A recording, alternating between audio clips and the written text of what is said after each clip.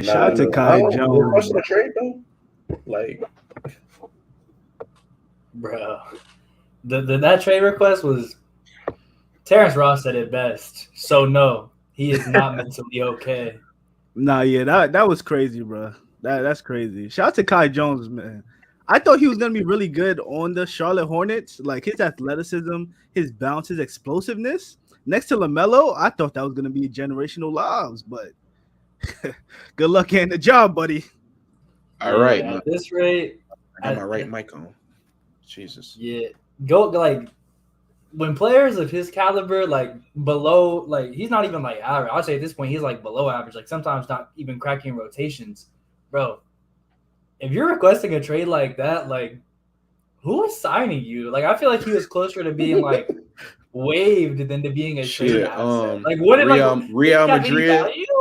Real Madrid, the Guangdong Tigers for sure.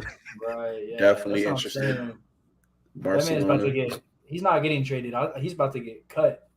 Hey, Streets is saying it's the hair dye, man. The hair dye is messing with his brain cells. It's getting to him, bro. Yeah, shit. I don't know something. I don't know. Gotta be something. How many third year players do you see request a trade? Like, what the fuck? You got to be generational to have that type of have that type of weight.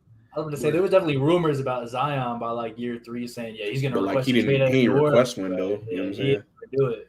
So who the fuck is Kai Jones to request a trade? Like, bro, you damn near don't even be on the roster tomorrow. That's what I'm saying. You can't get minutes on the Charlotte fucking Hornets. You think like a contender is about to trade for you? Bro, I didn't know. He's the greatest of all time. Check his highlights. Check his highlight, bro. That shit. What highlights, my nigga? You don't get PT. He's barely on the court, bro. Listen, when he's talking about like the only way another team like even wants him, and I don't even know what team would be in this scenario, but it'd have to be like where Detroit was like 2-3 years ago, where they were just taking up anybody. Like Josh Jackson, bust, they pick him up. Marvin Bagley, bust, they pick him up. And they just are like picking up, I don't want to call them random people, but like players that aren't that good, just like maybe you can be something, we'll take you. But I don't even know if there's a team like that right now for real. Shit, I don't know. Hey, I'm not gonna lie. Respectfully, Kai Jones, I hope you get your mind right. I hope you get your mental right. I still do believe in your talent and your athleticism strictly, but hey, lay off the dance move and lay off the hair dye. I ain't gonna lie to you. And lay off the hair dye. Lay off the hair dye is funny as fuck. But fellas, maybe it is like. Let's get into the stream, man. Welcome back to another video or stream with KOT Kia Threes. Yo, Mo, how you doing, bro? I ain't gonna lie, man. I'm tired as hell because I had to work over the weekend and there was some shit I couldn't get done. But I'm feeling good right now. Feeling good. Feeling great. I love to hear that. GabeSlidIn, how you doing, bro? I'm legally allowed to buy alcohol in 3 hours, so not shit can touch me right now. Nobody can tell me. All I want for my birthday from our loyal fan base here at Kia Threes is for everybody to press that subscribe button right down there, because right now we are getting close to 400 subscribers in less than 4 months being active. The fact that we've gotten this far, haven't had one game of NBA basketball played since we started making content. So join the wave right now. Yo, go help my boy out, man. His birthday is coming very soon. Make sure you hit that sub button. Make sure you hit that like button. And we got a very, very fun stream today. First off, hold on, Jay, before we get started, that's crazy that we've gained almost 400 subs and there ain't been a single, you know what I'm saying, regular season game, playoff game that we've played. That's crazy. We about to turn up during the season for sure. Just fact. Shout out to us, bro. Shout out to us for real. But our first topic is gonna be Team USA, man. Obviously, Team USA didn't reach the heights that they were supposed to in this offseason, this Olympic run. But FIBA World Cup. But unfortunately, I mean, everybody knew that wasn't the squad that's not really the shooters for real. You know what I'm saying? That's team D, E, F. You know what I'm saying? But LeBron, man, I wouldn't go so far as to say F, bro. CD. Hey, LeBron got no respectfully to Josh Hart, he should have not been out there. I'm not gonna lie to you. He's on my team. He's on the Knicks, so that's crazy. But LeBron got on the phone. He was like, "Hey, we need to assemble the Avengers. There's no way Germany is taking over. They are not the world power. This is ours. This is our shit still. Yo, Steph, what's up? Yo, KD, what's up? Yo, Embiid, I know you got ties to France, but we need you, gang. We need you. France. That man is from Cameroon, bro. But he got ties to France though. He do got ties to France. He has a citizenship in France. That was the two places he was like gonna play. It was either France or the US, and he picked the winning team. Hey, hold on. All I'm saying is Embiid and Wembanyama for France. That shit might have been cold. That shit might have been great hoops. Hell yeah. I ain't gonna lie, respectfully. Even Rudy be a different beast out there. Even though they got a tall ass lineup. If they was to, that'd be a big ass lineup. Lineup. Yeah, but he was needed on Team USA. I ain't gonna lie. Oh, 100%. For sure. The rebounding was nasty. The defense was absolutely atrocious. You know what? Hold on. Actually, I don't think he was needed on Team USA. I think without Embiid, if Team USA obviously like brought their best like they do every Olympics, we would have been good, or we would be good because it's next offseason. Yeah, that's facts. Because we do have other players. Like if LeBron's out there, KD's out there, best believe they're lighting up the other team to like the point that the other team just panicking out there, and they're also gonna get way more rebounds than we saw the FIBA World Cup. You know what I'm saying? Players. They're weak in the big position, I feel like, more than anything. So that's why I do say I feel like he is a little bit more necessary compared to like most players that might be on the fence of do I want to play, do I not want to play? Because like you talk about the rebounding especially, but just big men in general, like go look at a top 10 centers list and tell me how many of those players are like even eligible to play for Team US. But of the ones that are, like we know like a player like Cat, usually considered like a top 5-6 type center, he wouldn't be playing. Bam's probably the best one for sure, and I think he will be there because he's been there in the past, and I don't see why he wouldn't be there again. But outside of him, like the pool wasn't looking too good, so a pickup like Embiid I think is huge. Yeah, major. It's I'm looking at the list right now. It's Brook Lopez, like you said, Bam, Anthony Davis, and that's where the list stops. If you want to throw Draymond Green out there, okay. No. Draymond is gonna get invited. Like he gonna be on the team. I'm almost sure. Oh yeah, for sure. Oh yeah. He was on the last Olympic team, and he was very important on that team. The Olympics, for whatever reason, well, I know what reason, but like I've been in tune with the Olympics for everyone after 2008, only because I was too young to like really follow for real in the 2008 Olympics. But 2012, 16, 2021, because that's when it happened. I've peeped all of them Olympics, and like Draymond was super important to the Olympic team. Like, for real.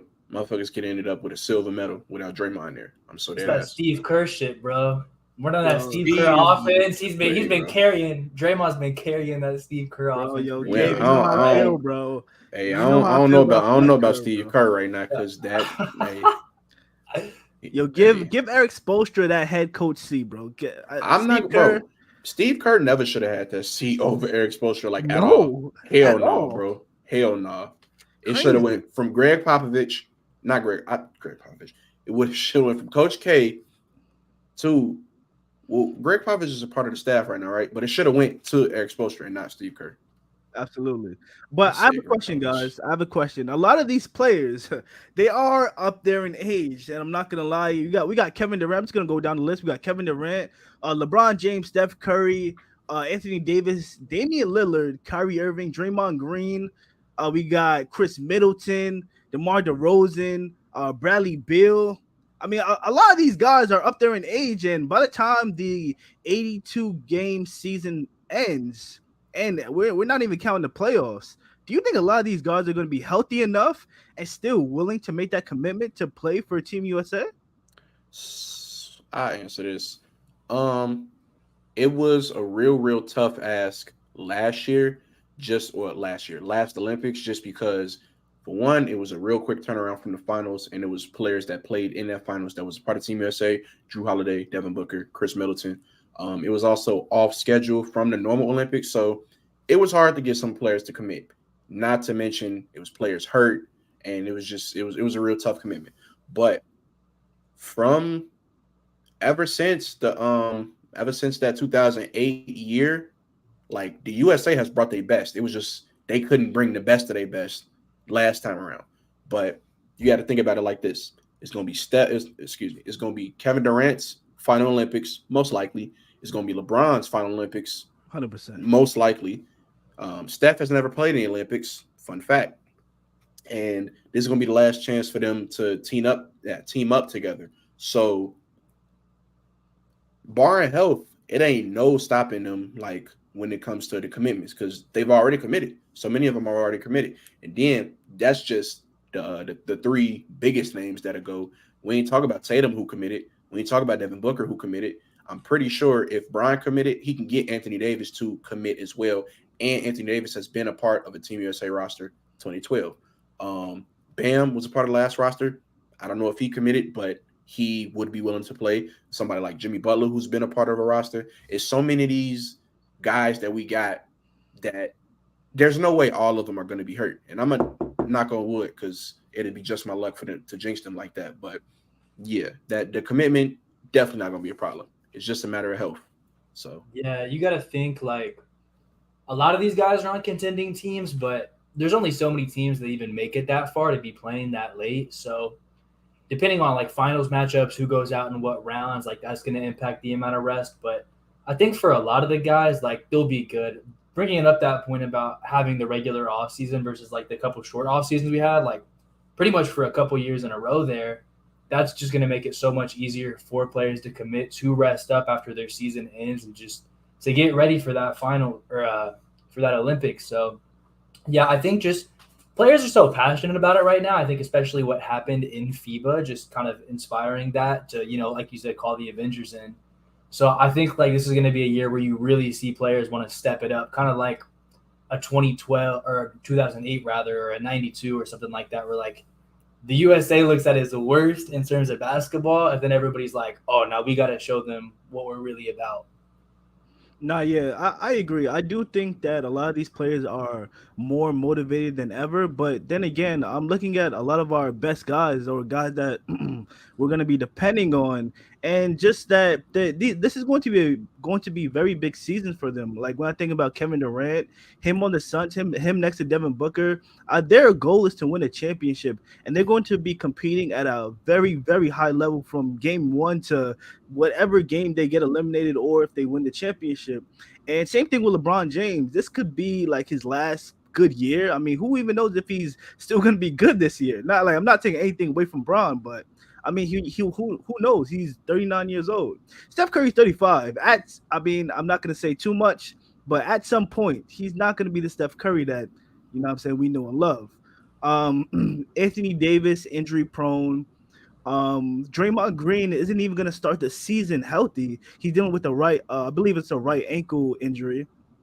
We got guys like Chris Middleton, who's been dealing with injuries, who's also iffy to start the season as well because he's still recovering from he's still rehabbing, I should say, or like trying to strengthen his knee that kept him out so much of. Cut you off real quick.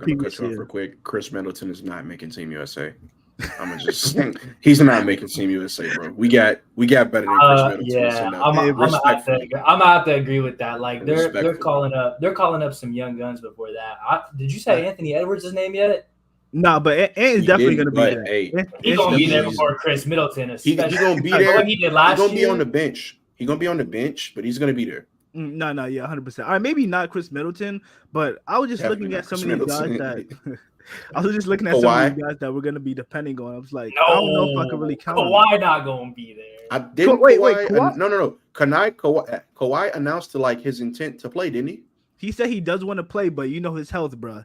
His health is always number one. I don't believe it when I see it. Bro, that's just health got to do with that. He already announced his intent to play, and if Kawhi want to play for Team USA, Kawhi gonna play for Team USA.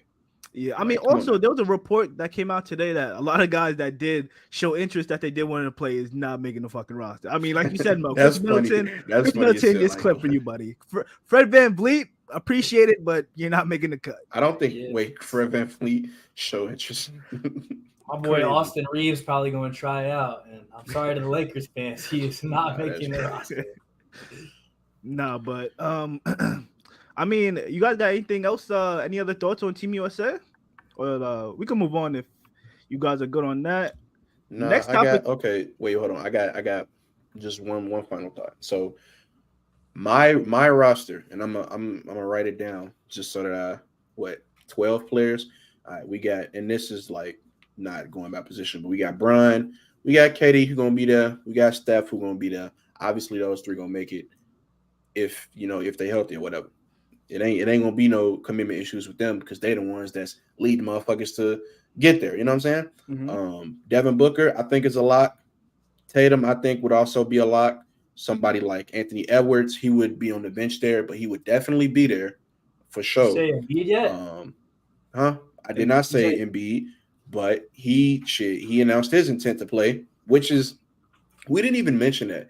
That's kind of bullshit. I'm not gonna lie, because I didn't even know he was eligible to play for Team USA. Me neither. All of a sudden, he announced his intent to play. That shit kind of funny and it's kind of cheating. But hey, whatever.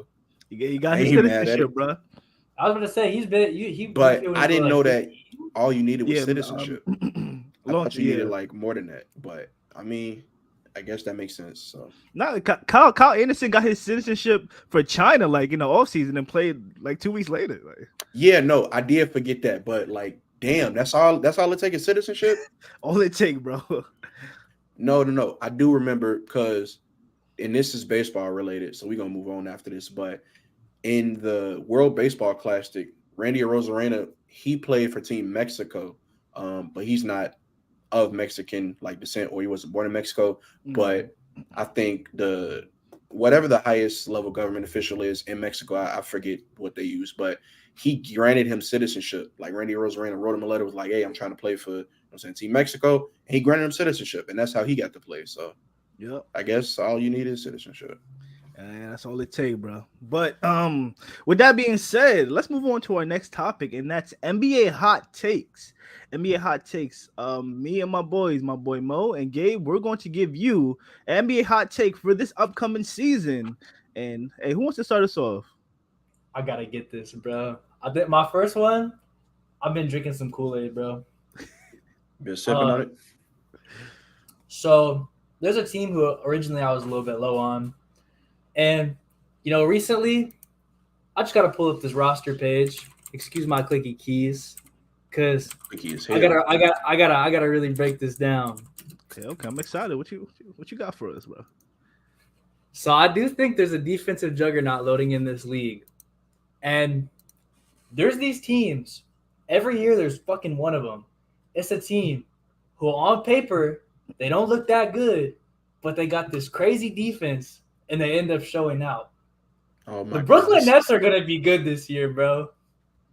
And I'm not gonna say like top 6 good, like above the playing good, but I think they'll play a playing game. I don't think they'll make it out.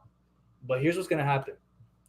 Mikal Bridges, he's gonna have an all-star season, probably an all-NBA type season, knowing the new rules with the 65 games and how we know he's an Iron Man. And just if he plays like he did at the end of last year, I think he's gonna get that, right? He's going to lead their offense. Look at the defensive potential of this lineup. You're telling me you could run out a lineup of like Ben Simmons is on the court. You could have Dennis Smith Jr. out there as a great defensive guard. Great. You got guys Dorian Finney-Smith. Mikal Bridges himself is a good defender. Nick Claxton. All these different defensive pieces. And a good coach in Jacques Vaughn, who I've liked what he's done with the schemes, and he's been able to really over-deliver on some of the rosters he's got, like as far back as even like I think the bubble. Like they didn't do great, but they definitely overachieved for what they were in that season that KD and Kyrie just completely missed when they came to town. This has been a team that has been able to overperform with not a lot of talent in this era. When players are out, new guys step up, and they just continue to do decent. And I feel like the half-court offense, it might be dog water, bro. It might be horrible. Like kind of like the Raptors last year. Like the Raptors last year, not good half-court offense, but they had guys to run in transition and they had guys to play defense. And through that, they didn't end up making the playoffs, but they still were able to be a good enough team. I do think if Brooklyn got to the position where they were like in a playing game, that offense might get exposed a little bit and they might fall out. But as far as just regular season games, I think they'll be able to just get enough out of their defense and transition play, plus the mix of Mikal, Cam Johnson, a couple guys who can do some offensive production out there, that they will have a winning record. I actually love that. I'm not gonna lie, as you said it, You were starting to talk me into it. I fucking love that, Gabe. I love it. That's crazy. I'm not mad at it. Still don't agree with it, but I understand now. I can go next if it's all right with you, Jay. Yes, sir. Now, I literally just lost my train of thought. What was I about to say? Oh, all right. No, what was I about to? Oh, okay. I got it. My fault. All right. Now, injuries fucking suck.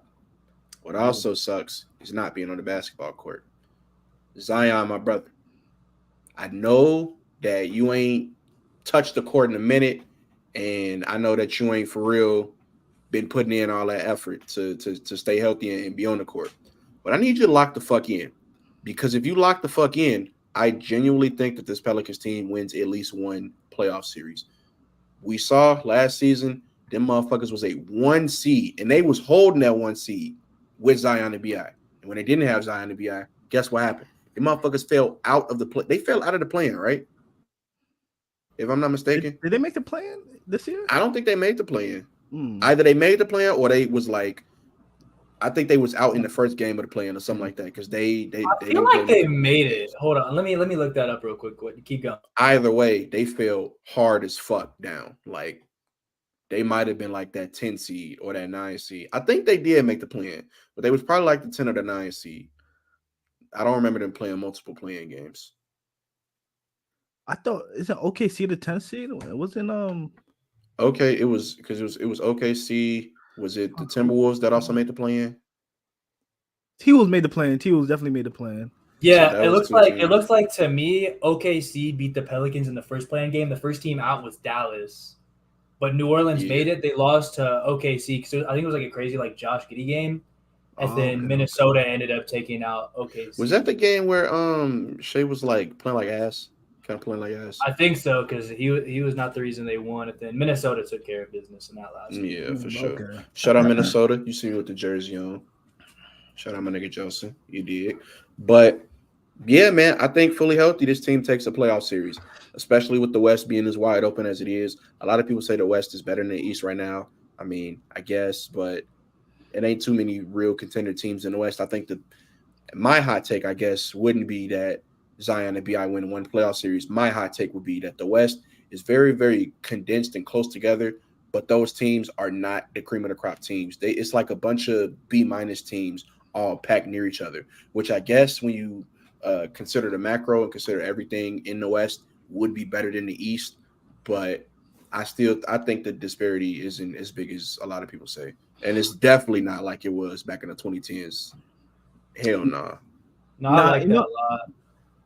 I like that. I like that as well, Mo. I could definitely see them. As long as Zion, like you said, is healthy, I could definitely see them winning a playoff series. But my one thing about the Pelicans team, bro, especially what I've seen on Team USA, Brandon Ingram needs to learn how to play defense. Because watching him out there, watching guys literally blow by him was absolutely insane for a guy of his caliber. Like, I know he's an insane scorer, but at some point, you have to take that leap in your game. You got to start playing defense, bro. I mean, you built like KD, but you got to start using some of that length to your advantage when it comes to the other side of the basketball. But with that being said, my hot take. Golden State Warriors fans, be aware. I mean, or it may be time to rejoice because after this year, Steve Kerr will no longer be your head coach. Steve Kerr contract is up after this season, whether he decides to go on to a new team, whether they decide to sever ties with Steve Kerr, or whether they just flat out fire him in the middle of the season, because you guys won't have a successful year. Not with Chris Paul in your roster, absolutely fucking not. I mean, even if Chris Paul is on your roster, you're not going to get any type of productivity out of him. Not only because he's old as fuck, but also because he's injured as fuck. Like, I Golden State Warriors fans, Steve Kerr has failed y'all immensely. He done packed up James Wiseman, y'all second overall pick, right? Because he doesn't know how to develop talent. He has Jonathan Kuminga, a.k.a. Giannis 2.0, sitting on y'all bench because he doesn't know how to develop talent. This guy is a Steph Curry and Klay Thompson merchant. Made, bro. he inserted Draymond Green to the lineup. Boom, Steve Kerr's generational. No, the fuck he's not. No, he implemented some type of motion offense that really unlocked Steph Curry. Sure, I'll give it to him. But Steve Kerr, there's more to it when it comes to being a head coach. What's going on with Kuminga? What's going on with what happened to Jordan Poole, bro? What happened to Jordan Poole? We know what happened to Jordan Poole. That wasn't his fault. No, that absolutely was his fault. Did you see that? He got hit with that. You see that Gilbert Arenas breakdown? If you didn't see the Gilbert Arenas breakdown, bro. All right, let me give you a quick. But break it down. Break it down. What happened? Gilbert Arenas was like, all right, this is why Draymond Green punched Jordan Poole. Gilbert Arenas was like, on this, like say Tuesday, right? Draymond was talking crazy to Jordan Poole, but Jordan Poole wasn't talking back. Jordan Poole was quiet. He was out there hooping, doing his thing. But Draymond was on the starters team. Jordan Poole was on the bench squad, right? And Steph Curry is on Draymond Green's team, obviously hooping, carrying the team to wins. And Draymond Green is literally out there missing layups, absolutely blowing layups, right? All right, boom. It's Wednesday now. It's Wednesday. Jordan Poole comes back to practice, and he's talking that shit back to Draymond this time. And Jordan Poole is hooping. I mean, he's hooping his ass off, literally looking like Stephen Curry. He's talking that shit to Draymond Green. And ultimately, Steph Curry's team wins because Steph Curry hit a game winner, but Draymond's still out there blowing layups. And Jordan Poole is like, hey, you going to have 30 carry you for the rest of your career? Yeah, you carry you like a backpack, bro. What's going on? And then Thursday happens. Thursday happens. This is the day of the punch, right? Jordan Poole is back on his calm shit, cool, calm, and collected shit. But Draymond want to get his get back. Draymond's like, hey, you ain't gonna talk to me like that, young fella. Hell no, I ain't having that. He's actually he's antagonizing Jordan Poole to get a reaction out of him, right? So Draymond Green is talking crazy, but also Draymond Green has some things that off-court things happened to him that really had his mind in different places. His emotions were everywhere, right? So Draymond Green's antagonizing Jordan Poole, trying to get a reaction out of him. He goes up to Jordan Poole. Jordan Poole's saying nothing. He's giving him no. Oh wait, my fault. The reason why Jordan Poole on Wednesday started to talk back to Draymond was because Steve Kerr put that battery in his back. He's like, "Yo, Jordan, you a grown man. Don't let another grown man talk to you like that. What's going on?" All right, that's why Jordan Poole. That was a real roundabout way of saying Draymond lost his fucking temper. Oh wait. Like, come on now. You can't put that on Kerr, bro. I mean, yeah, I can't. You gonna tell? How? Actually, no, I can't. I ain't gonna lie. I was about to say, bro, I ain't gonna lie. Like Draymond is not the mature person in this scenario. What the hell? Nah, dude, I was here for the ride. I was entirely here for the ride. I was just, I'm listening to this story. I'm like, bro, I don't even know what he's getting at. But I'm just like, I'm having fun. And how the fuck Gilbert Arenas get this information, bro? He got the inside scoop. He got. Fuck out of here. He don't know. He do, bro. All right, but I say maybe you do know. I don't know. I say all that to say that I think Steve Kerr has failed his young guys immensely when it comes to developing talent. James Wiseman is a huge, like his build when it comes to being at the center position is incredible. Came into the league with an NBA ready body with skill set that should have absolutely complemented Steph Curry and Klay Thompson, but without the development, James Wiseman wasn't able to play through his mistakes. James Wiseman wasn't able to use what he does best on his Golden State Warriors team. That's why he's no longer there. And unfortunately, I think we're starting to see the same thing with Jonathan Kuminga. If you're a young guy, you can't play through your mistakes. That's really hard on you. You have to think twice and three times to make sure you get it right. And unfortunately, being a young guy in this Warriors system that's so complicated, that has a bunch of different things going on, you're bound to mess up. And Steve Kerr is quick to pull the plug on you. But yeah, that's my little Steve Kerr rant. Hey, Steve Kerr, it's a big fuck you, buddy. All right. Real quick, at least top 10. They just need to get some wins, though. That's all I'm gonna say. Dragon Ball Radio, yeah, no, for sure, top 10. Hold on. Wait, do they rank top 10? Mo, off talent. Listen. Here's my thing with them. And that's just because you say off talent. I know we on two different wavelengths because you said off talent, but that ain't what the stream doc say. Here's the thing is, and we'll get into this more later, so I don't want to get too deep into it now. But I do think what Dallas gave up in that trade for Kyrie really shafted the rest of the roster. And I think Kyrie and Luka individually still had really good production, but there just was not shit around them to help at all. So I think there hasn't been a big enough sample size to say that they're a bunch of losers, but like they haven't won many games together, so we do need to see some wins there. But I do want to respond to the stuff you guys have talked about. Go ahead. Because we'll get into that a lot more later. But yeah, about the Steve Kerr rant, like I think a lot of that is mismanagement on the front office part as well, which I think Bob Myers is out of there now anyways. I forget who their new guy is, but that was a change they made. Yeah, Mike Dunleavy. But the fact that they had like Kuminga, Moody, Wiseman, like they ended up getting a title anyways, so like I guess it's not too big of a deal. But the value those guys had at a certain point and what that package of those couple guys could have gotten you, I think at one point was pretty significant. And when they ended up making the switch, even with just Wiseman leaving the team, like what they got back really was not as substantial as it could have been. So, I mean, if Kerr's trying to coach a team that's more veteran oriented, like I think that dissension with the front office, like that there should have just been more communication there of like, is this the direction we're going to go? We can't have our cake and eat it to be rebuilding and contending at the same time. So overall, kind of just some franchise mismanagement. My thing about Kerr, like being off the team though, I feel like he's been the coach with their big three for so long that I don't feel like he goes anywhere until like Curry, for instance, says, yeah, I don't want him to be my coach anymore. Because at the end of the day, that's their franchise guy, and they're going to keep what's making him happy. So if what makes him happy is playing with Dre, playing with Clay, playing under Steve, like I think the front office is going to keep doing that until Curry's no longer good enough to excuse kind of keeping something that could be improved, because I do think that Steve Kerr is flawed as a coach, and they probably could find a little bit better out there if they tried. But even with that, like if it's the guy their franchise player wants, they're going to keep him around.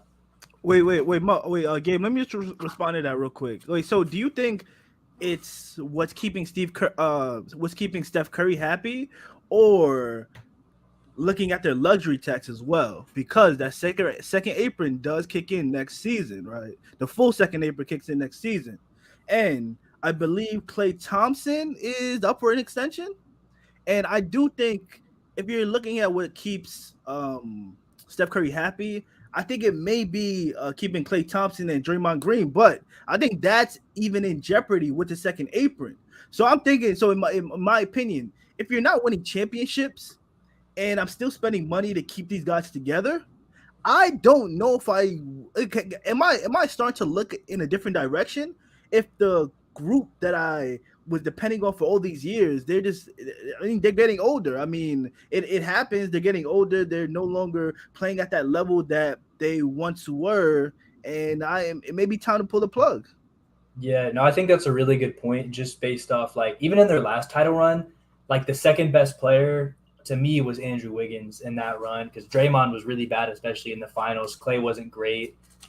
But then even beyond that, like we saw in the conference finals especially, and in some of those, even in their first round series this year, like Kevon Looney even was more effective than Dre and Klay were in a lot of stretches. So it's like These guys are further and further down the depth chart, and we know Draymond just signed a new contract with them, so he's not going anywhere at least for a while.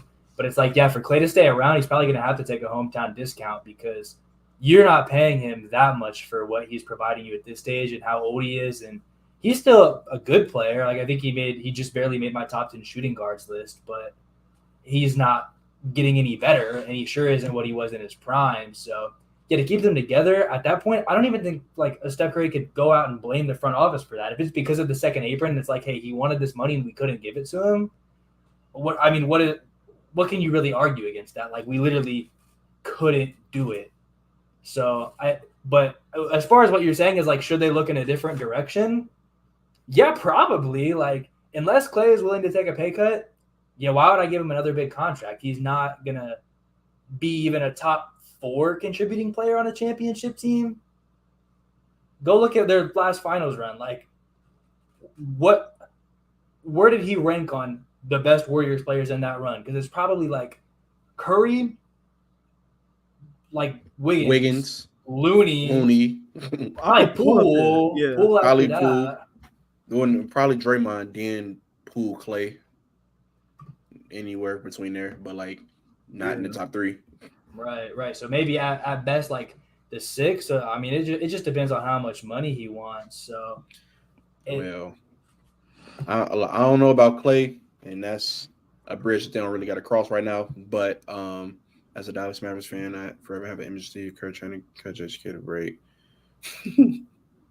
Hey man, we a bunch of Steve Kerr haters over here. All right, I'm not a Steve Kerr hater. No, we all are. We all Steve Kerr. I would say I'm neutral. I'm not a Steve Kerr hater, but I have come around to where I'm like, yeah, this like complicated offense or whatever, where it's like some players don't fit at a certain point. I am like, or is this just like at a certain point you bullshitting? Like, no. Jay, you want to know what it is? You want to know what your problem is with him? It's not that he's not a good coach. It's not that like he's not a successful coach. It's that your problem is that he can't develop for shit. And he's a one-trick pony, Mo. He's a one-trick pony. He can't develop for shit. He fucked up Wiseman. I guess Jordan Poole was homegrown, but like that's also a little bit of talent shit. And even still, he was having problems. Well, you can blame that to the chemistry, but he was inconsistent. But at his best, he was good. So I guess you can count that as a homegrown product. But like Moses Moody, all right. James Wiseman, they completely fumbled him, had to trade him away. Kuminga is what they're dealing with right now. A lot of talent, but they just aren't utilizing them. So it's the fact that Steve Kerr, he don't trust his young guys enough to let them develop. Because he don't trust them to develop, they're not developing. I guess Jordan Poole, he saw some in him and he was like, yo, Jordan Poole, he had a lot of trust in Jordan Poole. He had that motherfucker starting over Curry in the playoffs, and like it was working.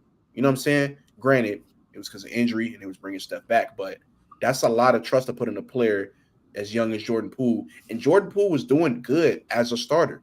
That's why I'm so surprised that all the shit that happened last season. And look how quickly the relationship soured. It was looking like we was gonna get Jordan Poole was gonna be Steph 2.0 after Steph, and now he's not a franchise anymore after winning a ring. Like, yeah. So I feel like that's your issue with Steve Kerr. Oh, 100%. They're not firing Steve. They not firing Steve Kerr. That's not happening. Hey, he's gonna be out of there as soon as Curry's out of there, though. He's gone as soon as Curry's out of there. As long as Steph has a Warriors jersey on, Steve Kerr is going to be the head coach of the Warriors. That's just. Hey! I thought the same thing when it came to Bob Myers. Bob Myers ain't there no more, bro. He the one that assembled these boys, man. Okay, yeah, but that's different. That's an executive position. That's not. They don't have the relationship built with the players like a head coach does. Nah, they do. No. But Bob Myers, specifically Bob Myers. I think Bob Myers did, especially with Curry. Okay, but like even still. You're not going to get that same relationship as a coach to a player. That's a different type of relationship. Executive to player and coach to player, 2 different type of relationships. It might be a strong relationship between an executive, but it ain't like a coach-player relationship at all. See. What I would say about that is that maybe it's a bit stronger. Maybe around the coach so much that you're starting to realize, all right, I'm starting not to like the things that he does. I'm starting to not like his approach or how we're executing in these sets or how we're running this offense. Because guys, keep in mind, over the last couple of years since Steve Kerr has taken over, the Golden State Warriors have been up there when it comes to turnovers, bro. Their offense is really chaotic. Yeah, it produces because you got Steph Curry and Klay Thompson out there, of course. You got Draymond Green, underrated playmaker, orchestrating shit.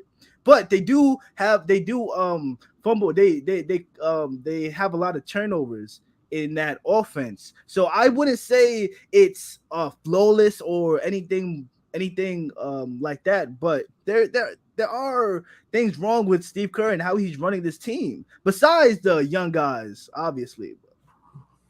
Yeah, I think with him, like, he's out of there so fast. As soon as you're done with, like, the Curry era, if he can't develop, like, he's not, like, for instance, to compare to another dynasty, like San Antonio, they're keeping Greg Popovich around because they trust him to develop the next generation of talent while he's still there, even after his long stretch era of dominance ended.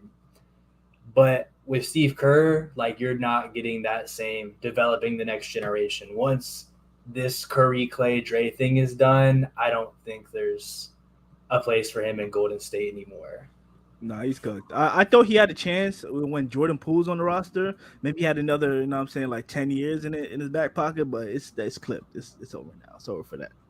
But you guys got any more hot takes? Anything else you guys want to say? Yes.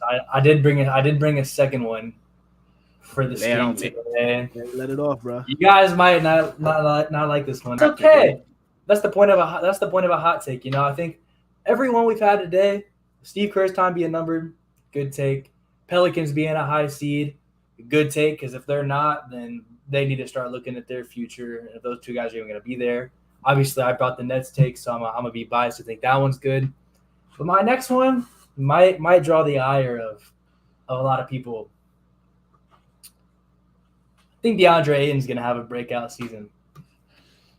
Oh, brother. Love it. I'm a DeAndre Ayton truther. Listen. So he gets traded to Portland. And coming into this Portland system now, there's no set food chain here, right?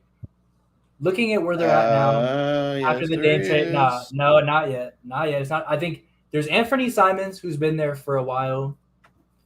But outside of that, there's a lot of guys who are aspiring talents who are upcoming, but we don't know where each of these guys is going to end up ranking on the pecking order. Who's going to end up being better a year from now? Simons or Shaedon Sharpe? We don't know. Who's going to be better between them and Scoot? Will Scoot take a little bit to really ascend to that status, or will Simons be better than him for now until Scoot gets to that level? I'm going to argue with you on this, but I'm going to let you get your shit off, though. But I'm going to argue with you, though, for sure. Obviously, they should put the most stock into Scoot, so he should have the ball in his hands the most. But especially right now, DeAndre Ayton's coming in as one of the most experienced players on the roster. He's been around for a while, and we know the talent that DeAndre Ayton is. We know what he can do in the post. We know he can at least space the floor to the mid-range a little bit. And I think he's had a bit of a desire to expand that a little bit more, and I think he can do that a little bit more now and experiment with that because they traded for Robert Williams as well. So if they want to try him at the 4 for a little bit in some lineups and see how that works and really try out new things with his skill set and what he provides on the offensive end specifically, I think there's a lot he can do there. Plus, DeAndre Ayton, he's had this talent, but his main thing was that motivation, whether it was the issue with Monty Williams, whether it's like, I'm not getting the ball enough because I'm playing with Devin Booker and now KD or Chris Paul or whoever it may be. When you came in as a number 1 pick and you wanted to get this shine, well, at this point, he's basically the biggest single return piece in the whole Damian Lillard trade. As far as one guy goes, he's the biggest piece. So, with that, obviously the Blazers are putting some stock into him going forward. Thinking about most of this roster now, too, he's excited, he's hungry, he's ready to play. And the rest of their roster, a lot of the other guys they're putting stock in, Scoot, Shaedon Sharpe, Anthony Simons. Jeremy Grant's there for now, but I don't think he's long-term. I think he plays through at least most of this current contract, and then he's gone. So with what they have now, most of those guys are backcourt players. As far as the future of their front court on the offensive side, because Robert Williams is a specimen on defense, but on the offensive side, DeAndre Ayton is going to be that main guy for them, and that's going to result in a lot of touches. Who's going to be the role guy in a pick and roll, especially a pick and pop? Who's going to be the pick and pop guy? It's going to be DeAndre Ayton. I think with that, and with him having more experience while the other guys are still developing and just getting into it, I think he can give you a pretty efficient 22-11 this year. Is that going to get him some all-star bid? I don't think so, because Portland's not going to be good. And 22-11 is very good, but I don't know if it's that high caliber compared to what some players are doing. But I do think he's going to flip the narrative around him. And I just think this new situation is going to help him a ton, especially playing with so many young ball handlers. They're going to just be able to build that chemistry, give him the ball in the right spot, and this just new. I'm excited. So wait, Mom, before you go, I just want to pull this up for my boy Dragon Ball Radiant. I know it's never gonna happen, but I would love to see Joel Embiid as a Dallas Maverick. That would be insane. Him and Luka In your Doncic. dreams. In your dreams. Hey, They ain't hey, got would be fire, nothing to though. trade for him. he said when When he I dream, he dream big, man. That's exactly how you need to dream, though. And I keep love it, fucking Greg, dreaming, bro. because that's not gonna happen, bro. That ain't happening. But going on about DeAndre Ayton. Look, I ain't gonna talk about his talent. His talent's there. He's a fucking NBA player. And he was a number 1 pick. Yeah, he was first overall. God damn, bro. First And he was, overall. bro, Above that's Luka, crazy. man. Crazy. Over Luka and Trey. Fucking crazy. But Trey's cool. Nah, Trey's not crazy. That's not crazy. all right, bro. But Aiden, you not gonna have time. Okay. I was gonna say you're not gonna have time to adjust and start playing like a hoe and then complain and shit like that. But actually you are, because this team's not supposed to win and they're gonna be bad. But it's not time for you to show out because you ain't getting the amount of touches that, you know what I'm saying, you're gonna get. They don't have a priority to develop you. At this point, you should already be developed. Your situation wasn't the best. All right, I get it.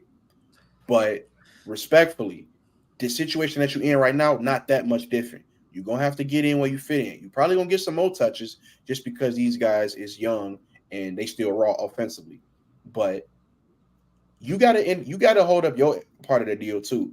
And that includes not losing track of focus on defense and shit like that, just having random defensive lapses. You're a center.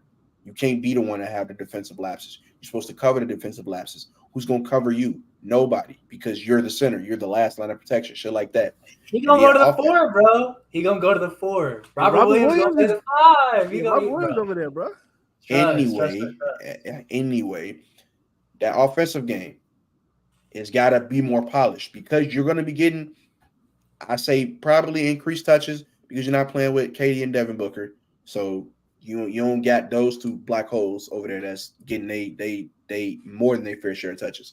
But you got to make them count, bro. And like, I got to see more effort. I got to see more of a willingness to play. I got to see more dominance on the offensive end. You say your nickname's dominating. We ain't seen it since that 2021 playoff run. And I'm going to be real. So I'm not a hater because I still think that you got it in you to like make this a real good season. But I'm not sold either. So you're going to have to, you really going to have to show me, Aiden. Like for real. You're going to have to show me. I'm not a hater, but that don't mean I'm a believer. You don't do it, bro. Look at the video of him getting to the Blazers facility for the first time. I ain't never seen it, man.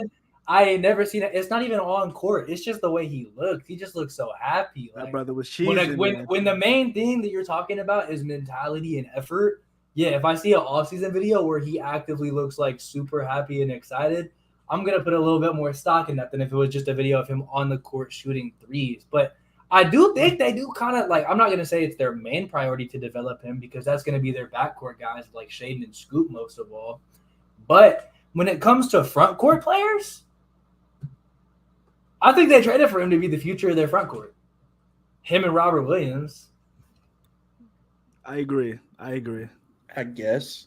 Well, I don't know if he's younger. Is he younger than Jeremy Grant? I don't think it matters because Jeremy Grant not going to be a part of this team long term. But if they build a good enough connection, like if it's all good vibes there and the production's there, I guess I could see him being a part of their future because he still got some youth in him. He ain't even hit like is he 26? I think he should be younger than that. He's like 25, 20. I feel. Well, I mean, so Luka. He still got like. No. D Book is 25, so you have to be younger. That's what I'm saying. Like Devin Booker was super young. DeAndre Ayton is 25 years old. He's born July 23rd. He's 25 years old. Right, he got a lot of youth. He's a little older, but like he's still young enough to where 25 is still young in this league. He has a lot of good years in him, and you think about it, like at a certain, like not everybody can be 22 years old because you're not giving every single person extensions at the same time. Like you don't want everybody to be the same age. So I think having him be a little bit older is good for them. But you look at them like a couple years down the road, you're probably looking at like your starting lineup 2 years down the road. You're looking at Scoot Henderson, Shaden Sharp, Jeremy Grant, DeAndre Ayton, Rob Williams, assuming that he can like transition to the 4 and be effective at that. And then you have Anthony Simons is a sixth man. Now, if you think like one of them doesn't he's work not out, coming off the bench. Anthony's not coming off the bench. No way. It depends on how much they develop. If the other guys develop like, and they're just that much Anthony better, Simons right now is not coming off the bench, and they not developing that much. That's why I said 2 years down the road. Even 2 years? You think? Whoa. You think still surpass Anthony Simons in 2 years, bro? Anthony Simons is a bucket right now, and he's still young.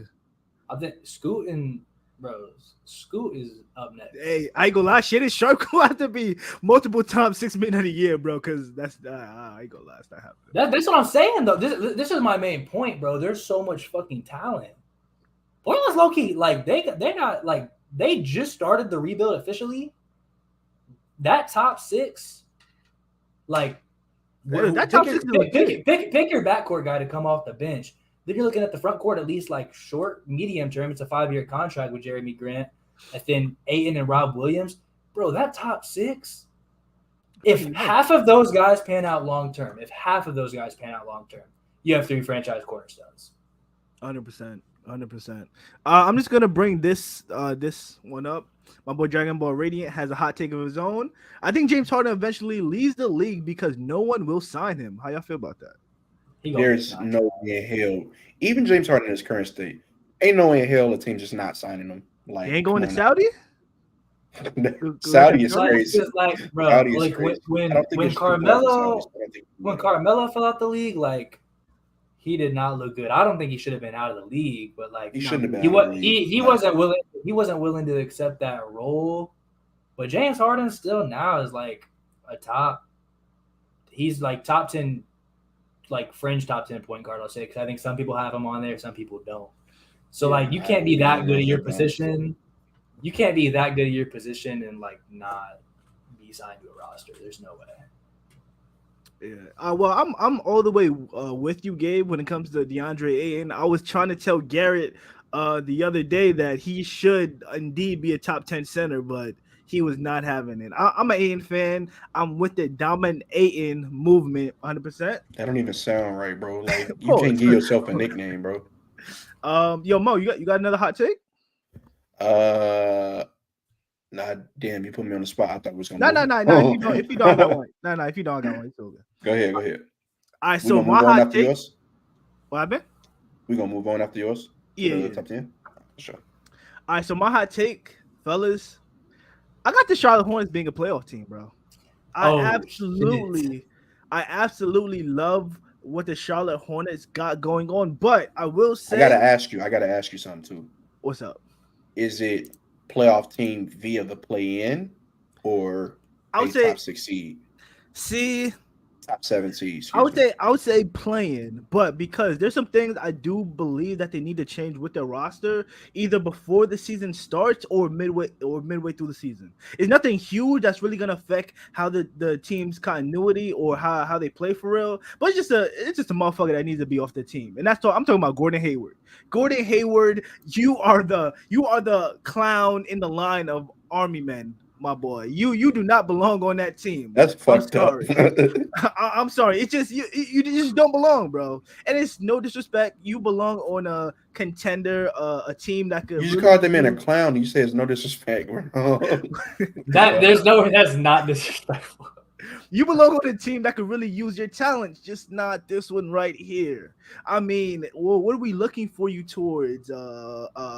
Playing like 20 games a year, taking shots out of Miles Bridges, LaMelo Ball's, Terry Rozier's hands. I mean, you're just slow. You're just slow. Let's be honest. But with that being said, I think LaMelo Ball belongs up there with some of the best young point guards that we got in this league. I'm talking about Darius Garland, Tyrese Halliburton. He belongs up there. Miles Bridges is back. Miles Bridges was, I would say, damn near the 1B to LaMelo's 1A when it comes to that Charlotte Hornets team that made the play-in 2 years ago. He was phenomenal. He was my pick. If I had to vote, he would have been my most improved player of the year, bro. He was incredible, especially finishing around the rim. Not only his dunks, but like his finesse around the rim, phenomenal. And I also like Terry Rozier, he's not my favorite player in the world. He's not the most efficient, although he can have some explosive nights.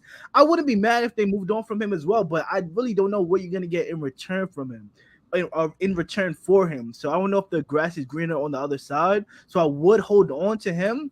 PJ Washington is back, has continuity with the Charlotte Hornets team. He knows his role, a stretch four. I like him on the squad. Now they really fortified that. What's most important is that they fortified their bench and their two bigs. Nick Richards and Mark Williams are some dogs. I mean, they play really hard, bro. They're really phenomenal rebounders. They just play hard, and I like that. They weren't getting that out of Mason Plumlee or whoever their previous backup big was. They just wasn't getting that, and that was my problem for real with the Charlotte Hornets. Like, they lacked some legit bigs. They lacked some bigs that with some explosiveness, with some care, with some fuck you in them. You know what I'm saying? Mason Plumlee, you don't got that. They fortified their bench, like I said, got Amari Bailey, got Nick Smith Jr., and also got my boy Brandon Miller, bro. They got 3 legit talents on their bench. I think they're gonna be fucking incredible.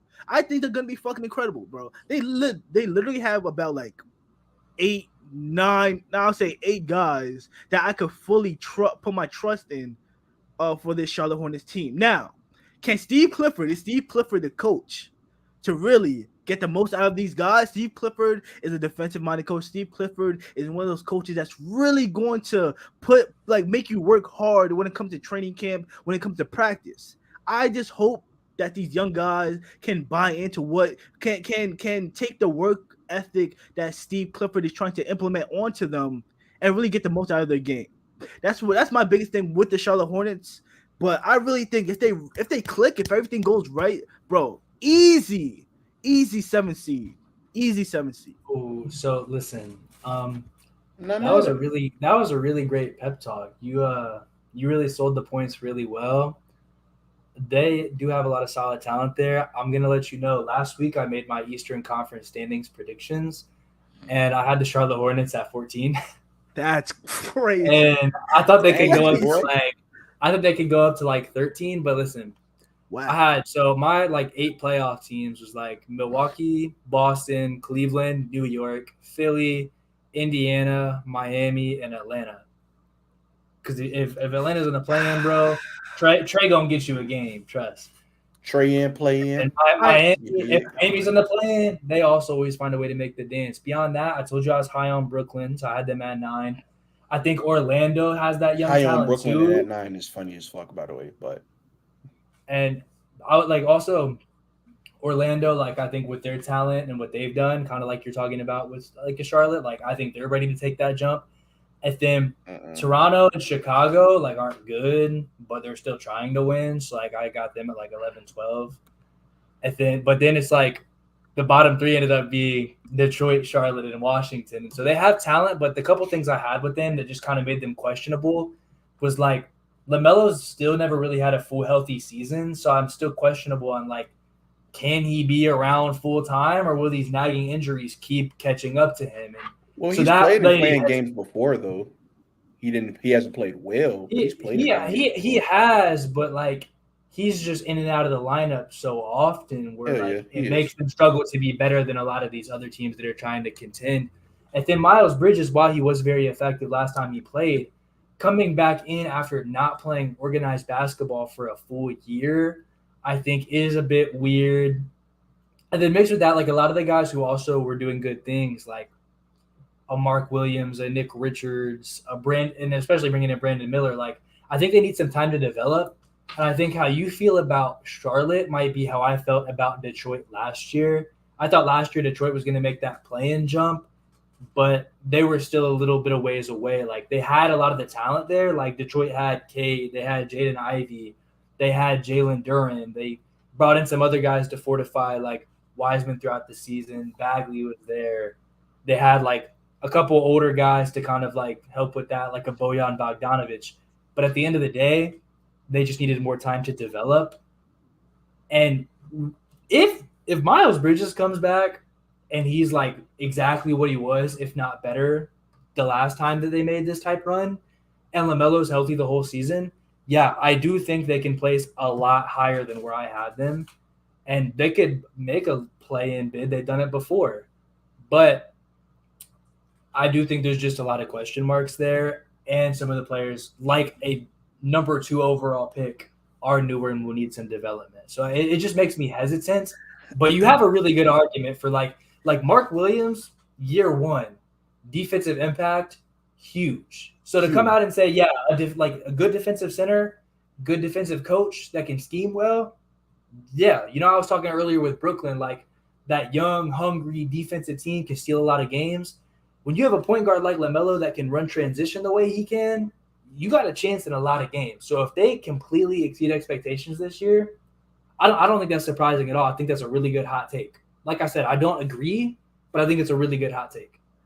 Hey, now that you said all the teams in the Eastern Conference, bro, fuck, bro, it's hard out there. Me personally, I'm not that high on the Miami Heat.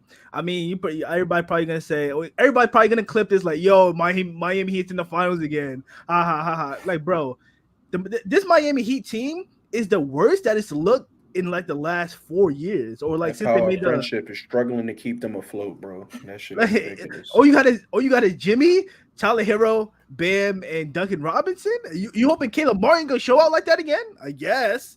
Jaime Hawkins gonna perform? Bro, because this was Pat Riley, bro. Literally. Pat Riley's washed. Can we just say that? Pat Riley's washed.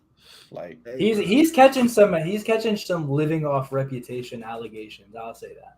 Absolutely. And Jimmy Butler getting up there in age. Hey, Miami Heat might have to be on watch, man. I don't know if they're gonna be that good. They just always find a way to make the dance. I swear they always find a way to make the dance. It's ridiculous, bro. Them motherfuckers shouldn't even have made the playoffs last year, but don't piss me off. They were so bad in the regular season, make the playoffs, want to be the number 1 offense, make every 3-point shot.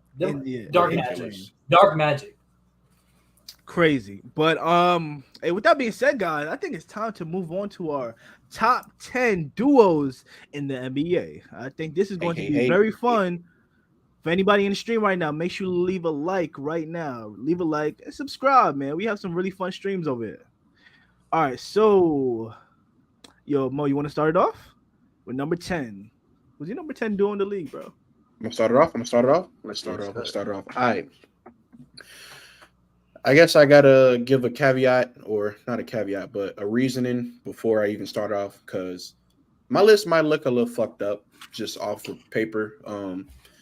But we ranking the top 10 duos. We're not ranking the top 10 duos just strictly based off talent.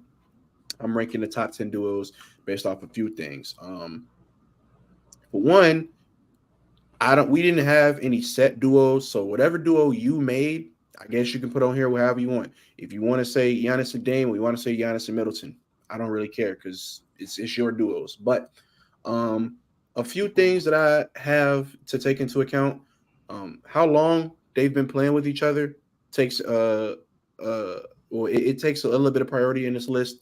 How successful they were in their most recent season also takes priority in this list. And then I gave some special treatment to different duos. But overall, it's not just strictly based on talent. Because if it was based on talent, then the answer would be Bron and Anthony Davis. And I don't think anybody wants that. Oh shit, maybe that might not be the answer. No, it's not based on talent. I mean, based on talent. If you look at like based on talent, the average, if you look at the average ranking of the 2 players in the duo in the league, no, I still don't think they're number 1. Nah, they wouldn't be number 1. But I'm saying I think Bron is probably the most talented player in the league. I don't think that's at 39 years old. I wouldn't say talent and skill is not the same thing. Talent and skill is not the same thing. I said talent. I mean, if you're big on his talent from 2018, I guess. Well, yeah, bro. I still think. No. Talent and skill is 2 different things. He's still just as talented as he was. Well, if you compare him to Giannis, I think at that point, Giannis would also be top. You're kind of making my own argument for me. LeBron is way more skilled, but I think at this point, Giannis with just his current level of athleticism and what he can do is a better talent. Well, I mean, that was an example, and he's not my number 1. But talent and skill, not the same thing. And I will go into detail if I need to. But Enough stalling. Are y'all list Yes. projections for the season? Yes, because I got I got a duo over here that ain't played a game together, and I think we all do. So yeah. At number 10, give me De'Aaron Fox and Domantas Sabonis. This might be a little low, but I do have some questions about this duo. Number one, was last season a fluke? It very well much could have been. They was like a historic offense, and I definitely don't think that shit's gonna continue on to the next season. Not to say that they won't be a good offense, but like it was a ridiculous regular season run that they had, and honestly, one that they deserve because the fucking Kings have been poverty for a minute. But I think it's time to come back down to earth just a little bit. Do I think that this duo was very, very good last season? Yes. We also saw them struggle a little bit in the playoffs, which I am taking into account. And in my humble opinion, I think De'Aaron Fox is doing a little bit of carrying when it comes to this duo, just strictly based off the talent gap. Again, like I said, I think De'Aaron Fox is much more talented than Sabonis. The skill gap, I guess, is where you close that because Sabonis is such a good passer, and he's just overall a good big man. And then you got De'Aaron Fox, who is a speedster, a very good playmaker, very good finisher at the rim, stuff like that. But yeah, they also haven't played together for a very, very long time. But they do got that chemistry. The chemistry is there. I want to see it build. I want to see it improve. And I want to see the Kings have another successful season before I rank them any higher. So Sabonis and Fox at number 10. I like that. I know you think it's low, but my list is also. No, I said it's not. I said it's not low. Oh, that's low as fuck. Oh, that's low as fuck for me. Wait, I mean, low as fuck is crazy. Not low as fuck, but that's low. But my number 10. My number 10, gotta go to them boys in LA. Gotta be Kawhi and Paul George. Oh, hey, I thought you were talking about the other ones, bro. Nah. That would have been plain disrespectful. I ain't doing that. I think either of them at 10 is pretty low. No, hell no. Hell, I mean, listen. I get your reasoning, but I have them higher than 10 for sure. NBA Media Day happened, right? And a reporter was like, "Yo, Kawhi, have you heard of the player participation policy?" Like, Kawhi's like, "Yo, what is that? What? Like, I ain't heard of that. What's going on?" And they talked about it, explained it, and Kawhi's basically like, "There's no NBA policy that's going to make me play more games." Kawhi, Ty Lue hit you up in the offseason. It was like, "We need to take the regular season seriously, Kawhi. I need you to tie the fuck up. Get that meniscus right. We need you this year." PG. It's been hit or miss when it comes to the regular season for you too, bro. It's hard for me to put this duo any higher because since they formed, they've been nothing short of disappointing every single year. It's always been something, and it's crazy that their healthiest season and their biggest chance to win a championship was in the bubble, but they folded to the Denver Nuggets. Lost a 3-1 lead to the Denver Nuggets. I think that needs to be talked about a lot more. But we're talking about next season projections, and there's no way that this duo is better than any of the 9 I have above them because there's no reason there's no belief behind them. Like there's no reason I should believe in them. I'm sorry, Kawhi, PG, show me something different, man. Number 10. That's a take. I think you underrating them just a little bit. But like I get it. I feel like it all just usually comes down to availability. Besides that Nuggets 3-1 lead, which the next time the Nuggets were healthy in a playoff run, they won the title. So like that Nuggets team was legit and still is legit. But outside of that, like every time they play together, they are just that good. Like when Kawhi played this year in the Sun series, I think it was, like they looked really good. They had a real shot to win that series. We know 2021, they ended up making the conference finals, and it really didn't look that difficult for them to even get there when Kawhi and PG were playing together. So I know how good they are when they play together. That injury bug just really holds them back, and I can't blame you for holding that against them at all. What was the second year that they played against the Dallas Mavericks?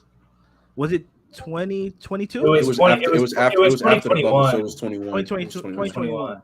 You can't tell me the two best, put in quotation, the perimeter defenders were having trouble with fucking Luka Doncic that can't even buy a beer at the fucking bar. So what is the issue with one of the best players in the league getting the better of one of the better defensive players in the league Are they not one of the best players in the league for a reason? Like, was Luka not that when he played that series? Yeah, no, I feel like it's just more. I hold that less against like Kawhi and PG, and hold it more just like Luka's just that good because we've seen so many times like you put one of the best defenders in the league and somebody like, bro, are we saying Drew Holiday is a shit defender now because Jimmy Butler owned him in the last playoff series? Can we talk about it though? I mean, he might. I mean, we could talk about it, but he's not a negative defender all of a sudden. He's not like it doesn't. It like sometimes players just get that hot, and it's like you just can't do shit. Shit happens. But is it fair to knock him down a couple notches? Like we can't. I think it's fair to hold it against them. You can definitely hold it against. You can definitely hold it against them. But like Jimmy Butler had an all-time efficient series, and it wasn't no defense that was gonna stop that besides you blocking the shots that he was putting up. Like he was putting them bitches up and it was hitting all net, and it was just the most ridiculous shots. Like that pull-up 3 that he hit in his fucking face. Like what? That shit was just going in. It wasn't no going around it. 100%. But I'm just gonna say I seen Jalen Brunson do the same thing to Drew Holiday in the regular season. I'm be honest.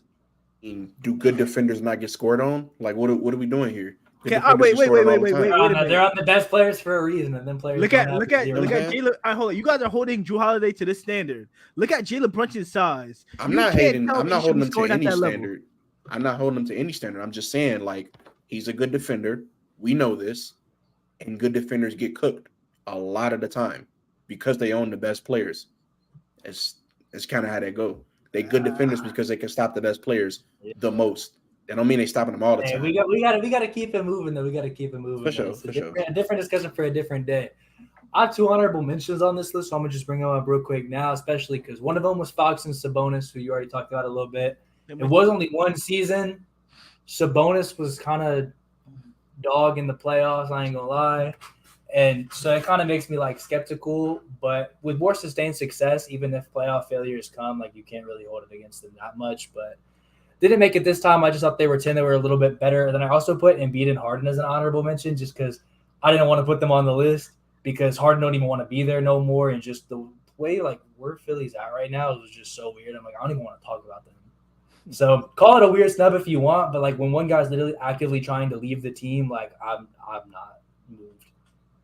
So at number 10, might be a homer pick, not for a favorite team, but for one of my favorite players. I have Steph Curry and Andrew Wiggins here. And you might say Curry and Wiggins, not Curry and Clay or Curry and Dre. Go look at the championship run. Go look at their championship run. Andrew Wiggins was the second best player on that team, and they won a championship literally not even 2 years ago. It was, 16 months ago, max, 15 months ago? So we know they could perform to that standard. Obviously, look at the Warriors last season. Andrew Wiggins missed a lot of that season. And we saw how bad they needed his production.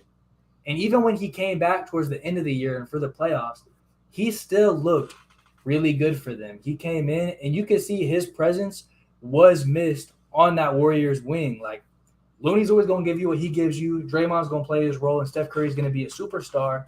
But on the wing, they needed Andrew Wiggins desperately. What he does as their primary defender at this point, as like a one-on-one defender guy, we know Draymond leads the squad. And then just his ability to just be an athlete out there. We know he already had some of that mid-range, like just isolation scoring game from his Timberwolves days. He really came up. And the last time he played a full season, he was an all-star starter. Now, was he like a top 10 player? No, but I think he was a very worthy all-star selection. But with that, and him mixed with Curry to me being like a top 3 player in the league, and the success that they've had, not all that long ago, it was only like I said, 16 months ago. I still do put stock into that. I know, Jay, you like the winning, so you got to feel me a little bit there on that. Steph Curry and Wiggins are in my top 10, just barely. See, I was looking for someone to pair Steph Curry with. I'll spoil it. I don't have Steph Curry on my list. I really did want to put. I was thinking about Clay, maybe Draymond, but he really wasn't doing it for me. Andrew Wiggins was a good pick, but I like the guys that I have above him. Respectfully, Steph Curry, I can't do it, man. But well, I understand, but Steph Curry's definitely gonna be on my list, but not next though. Am I going next for number 9? Yeah, you go. Yeah, you go next. All right. So, number 9, again, this might be a little controversial. I got Jimmy and Bam. Jimmy and Bam. they always find a way, and not the Jimmy and Bam, but the Heat always find a way to sneak themselves in a situation that they shouldn't be in. But for the past few years, we've had the questions about Bam, specifically Bam in the playoffs. It was not looking good for Bam in some of these playoff runs. Most notably, in that Eastern Conference Finals run, the 2022 Eastern Conference Finals, Robert Williams shut that shit down the first like 3 games. And then I think he might have missed a game. And then he went off, Bam, that is. And then it kind of like evened out, but I would definitely say that Robert Williams got the better of him. And that was some of the things that we have been wanting Bam to like not do, is not shrink under pressure in the playoffs. Bam, when it comes to the playoffs, like one of the worst shots that he takes is that little baby like jump hook where he like push shot, or like that push shot. That shit back irons every single time. I was just about to say that. It's without fail, that shit is going to back iron. So it's like we needed to see improvement from Bam, and we definitely saw that. If I'm not mistaken, he was the leading scorer in the finals, which may or may not have something to do with Jimmy's injury, but hey, he was the leading scorer in the finals for the Heat.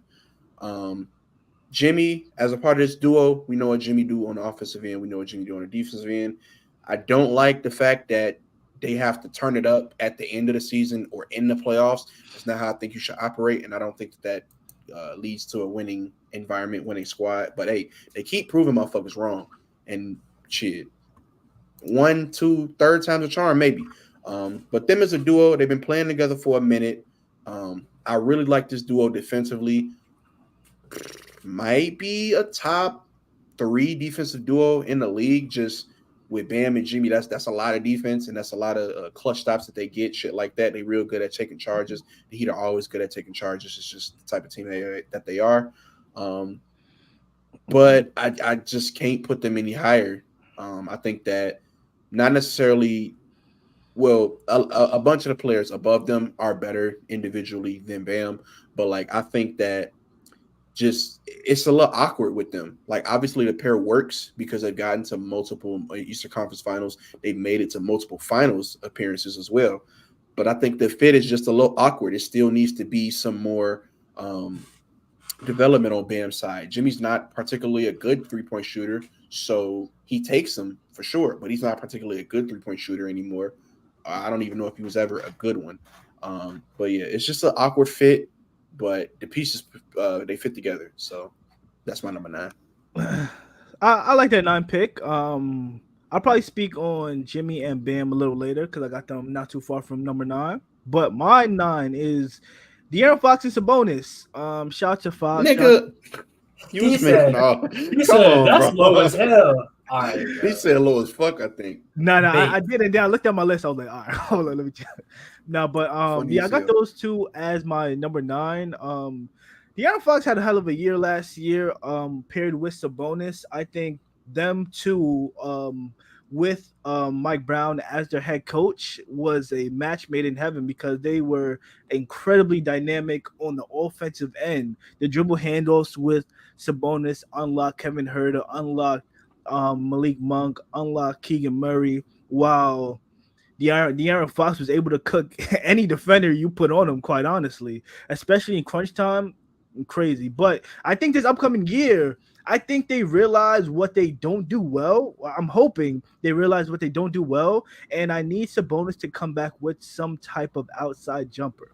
It could be at the free throw line. It could be from 3. I don't care. Put some pressure on the defense. We need that from the starting center, or else it looked like your job may get replaced sooner or later. But you need to make yourself a more dynamic player so the defense doesn't just sag on you like Draymond Green did in that series. And De'Aaron Fox could quite literally come back the same player, and I'll be okay with it because he was so good last year. But yeah, that's my number 9.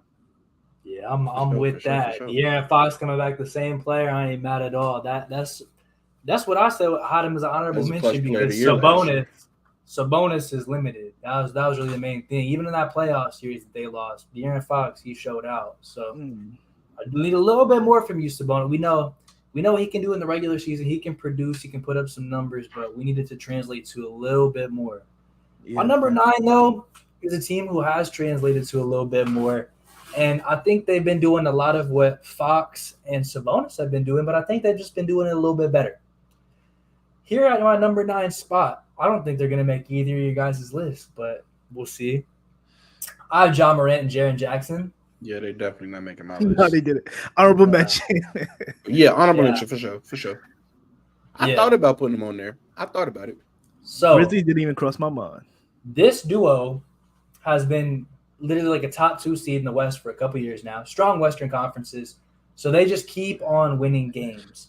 Ja Morant, the super explosive scoring threat, super dynamic point guard, has ascended into stardom the past couple years. And then especially once you get to playoff time, we know what Ja Morant can do. We've seen him elevate in multiple playoff series at this point, even if they don't always come out on the winning end. But you mix that with Jaren Jackson Jr., who then is the one-man defense, took them from a pretty not-so-great defense at the beginning of last year. He comes in, turns them around once he gets back from injury. Defensive Player of the Year, top 5 defense. His defensive impact is insane, and his defense mixed with what Ja can provide on offense with his explosiveness has just been a winning formula year in and year out now, and is going to continue to be a winning formula year in and year out. And so with the amount of success that they've had together and what they've been able to do in some stacked conferences the past couple of years, I couldn't leave them off the list. It's just a recipe for success. I like that. The only reason I really didn't want to put them on this list is not only because Ja is going to miss 25 games to start the year.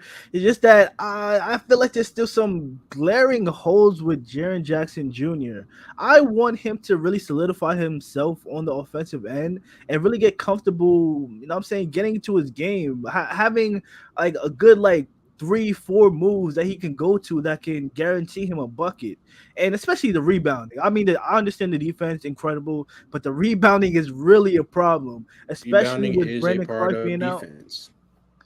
What do you say? Say rebounding is a part of defense. It is.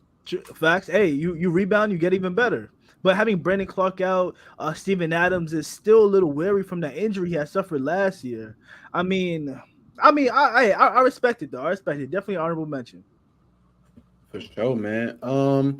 At number 8, I got Steph and Draymond. So I did have Steph on here. I did not pair him with Wiggins. I did pair him with Draymond. This is probably if I was to make this next offseason and things continued with Draymond the way they did, just in terms of him still being that defensive ace on the Warriors, but not what he once was, they probably wouldn't make this list. But I'm gonna put him here just because I still think that the duo offensively is just elite. They still like that. Steph, as long as his ass gonna be running around, Draymond definitely gonna be setting them illegal ass screens. That's gonna be working.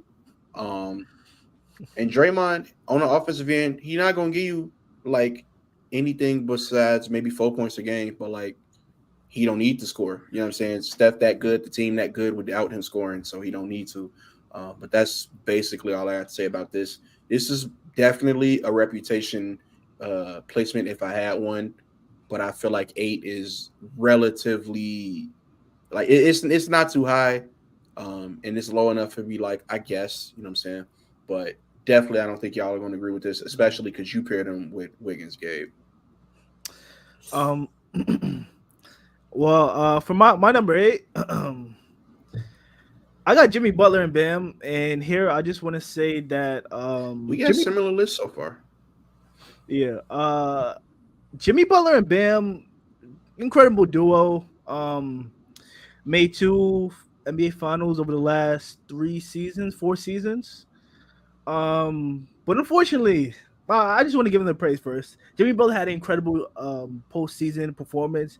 I might say might be the best postseason performance I've ever seen. If I'm being honest, coming from somebody that I didn't expect them to do what they did, somebody that I had such low expectations for.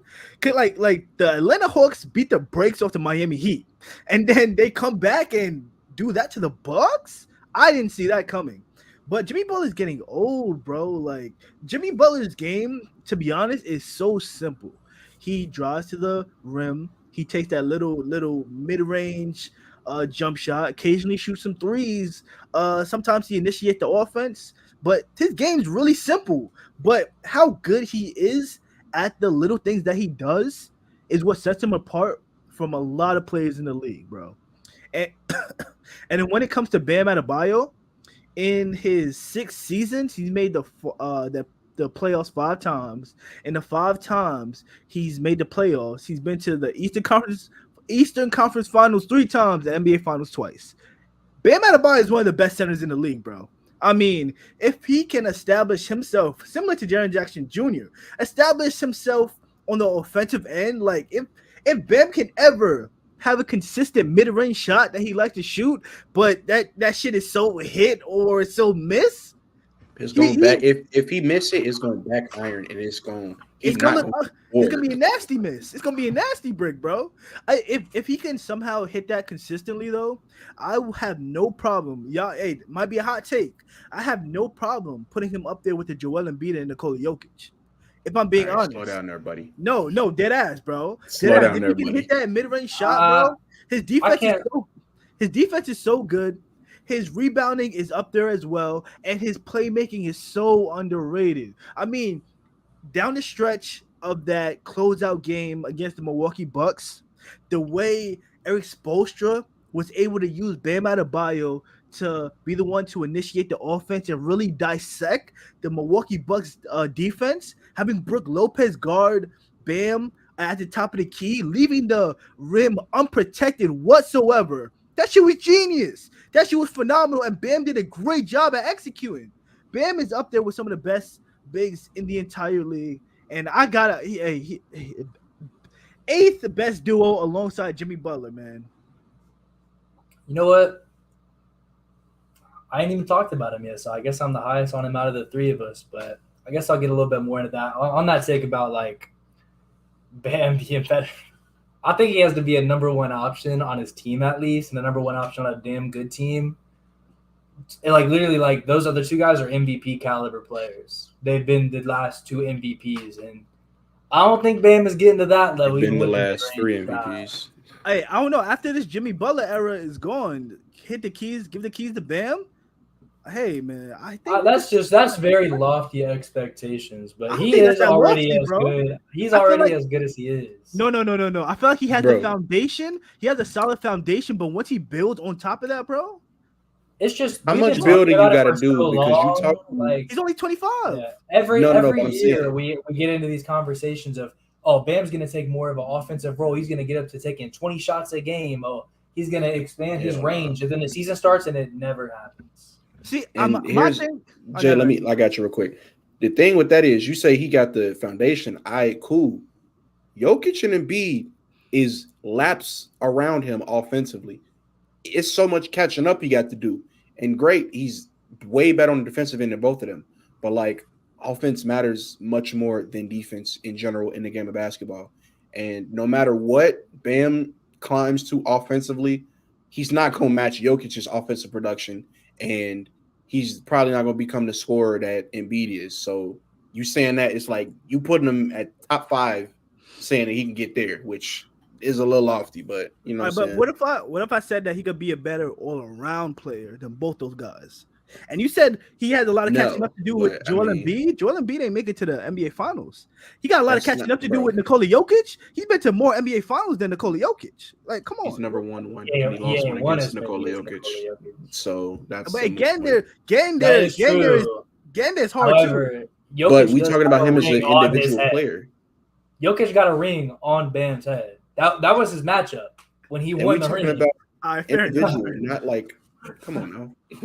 What are we talking about? Yeah, my number 8 was somebody different. I don't think they've been talked about yet, which I understand why. I got Luka and Kyrie at number 8. I think number 8's kind of low. I don't have them on my list. Okay, so one guy told me he's not on the list, and one guy said they're low. So this is like the first one where I can't just talk about the things they've done together because they haven't done that much together. Like my first 2 picks, Curry Wiggins, actually. They won a ring, and John Sharon, they've got a couple of 2 seeds together. Luka and Kyrie, they got together, they dropped out the playoffs. So it wasn't looking good. But you look at the caliber of players that you have here, and we know Luka Doncic is like a top 5 player in basketball, complete one-man offensive engine. He's going to give you like 30 points a night, 8 to 10 assists, 8 to 10 rebounds. He does it all, right? You put him next to Kyrie Irving, unstoppable scorer, is going to give you an efficient 27 points per game year in, year out. So they're going to do that. You know, Kyrie Irving, he has some sort of well-roundedness to his game. Like, he can do some of the playmaking, has those point guard skills, but he doesn't do it to the extent that a Luka does it. But I'm giving them the benefit of the doubt on the winning thing because they gave up so much for Kyrie, and I think they kind of destroyed that roster. They didn't really have the pieces around them to succeed. Now they've built a bit of a squad around them, and they do need to prove it this year that they can win with these two as the foundation. But when I'm looking at two guys who are giving me like 57 points per game, like 14 assists and like 13 rebounds, like I can't look at that level of production, especially on offense, and put them that low. Like, they're just those caliber of players. Luka's top 5, and Kyrie's, when he's on the court consistently, he's like top 20. And half of Kyrie being off the court in the past couple of years hasn't even been injuries. It's been off the court shit. Like, if he's playing basketball, he's still really, really, really good. Really good. Facts. For sure, man. But number seven. I think from here, it's like, yeah, these some real duos for real. This duo I got at number 7, man. It's these motherfuckers can't stay healthy, bro. And it's Kawhi and Paul George. I thought you were about to say Zion and Brandon Ingram. I was about to get weak. But they're coming up. They're coming up though. You don't got Luka Doncic and Kyrie, but that's crazy. No, I don't, and I can explain why, but I'd rather not. I'm not even fond of that team as a whole. But Kawhi and PG, man, what the fuck, bro? We seen it work together for a little bit, and then like y'all choked at 3-1, and then the next year it looked like I was going all the way again, and then motherfuckers got hurt, and Paul George wanted to be inconsistent in the playoffs, and y'all ass still got hurt again and again and again. And we ain't seen y'all at full strength in a minute. The closest we saw was that little bit of time where Kawhi towards the middle/end of last season was looking real good, and Paul George was also playing. But then Paul George got hurt, and we didn't see him in the playoffs. And then Kawhi got hurt in the playoffs. So, hey, man, number 7, very talented duo. When we've seen them, they've been great. I could put them higher if I'm basing it off what we've seen, just at an individual level between those two. But injury tax. So you're at number 7. You injury tax, but you said you got Zion and Brandon Ingram. Bro, this is why you listen, bro. I said it was multiple reasonings for why I got the placements that they are. You got to take a walk with me. I shouldn't have said that. I shouldn't have said that. All right, no, listen. I shouldn't have said that because you already had to take a walk with me. So I'm walking with you. But I'm very close to turning around and going home. But I'm walking with you. Hey, I'm close to putting out the motherfucking mace, bro. I don't know where you taking me, bro. That's crazy. Not the mace, my nigga. Gonna pepper spray me. What the fuck? Wait, all right. So we're on number 7, right? Yeah. Number 7. All right, so my number 7, I got Joel Embiid and James Harden or Tyrese Maxey, right? Now take a walk with me here. I think Joel Embiid, no matter what, is going to have this Sixers team at least a 5 seed. And I think he's going to manage his body in a different way than he has in the past. I think he's content on finally getting that MVP. And I think he really does have his eyes set on making the NBA Finals and having a long playoff run, right? Because I think he's heard like all the shit like we've been talking since he got eliminated. Oh, he's never only MVP to never make a conference finals and things like that.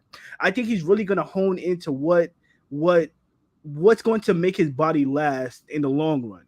Now, when it comes to James Harden or Tyrese Maxey, James Harden led the league in assists last season. We know how dynamic that pick and roll with Joel Embiid is. Phenomenal. James Harden is a phenomenal playmaker still at this point in his career.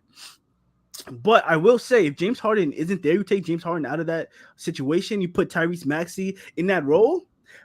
I don't know if you guys watched the Sixers versus Celtics preseason game, but Tyrese Maxey is a damn good playmaker himself.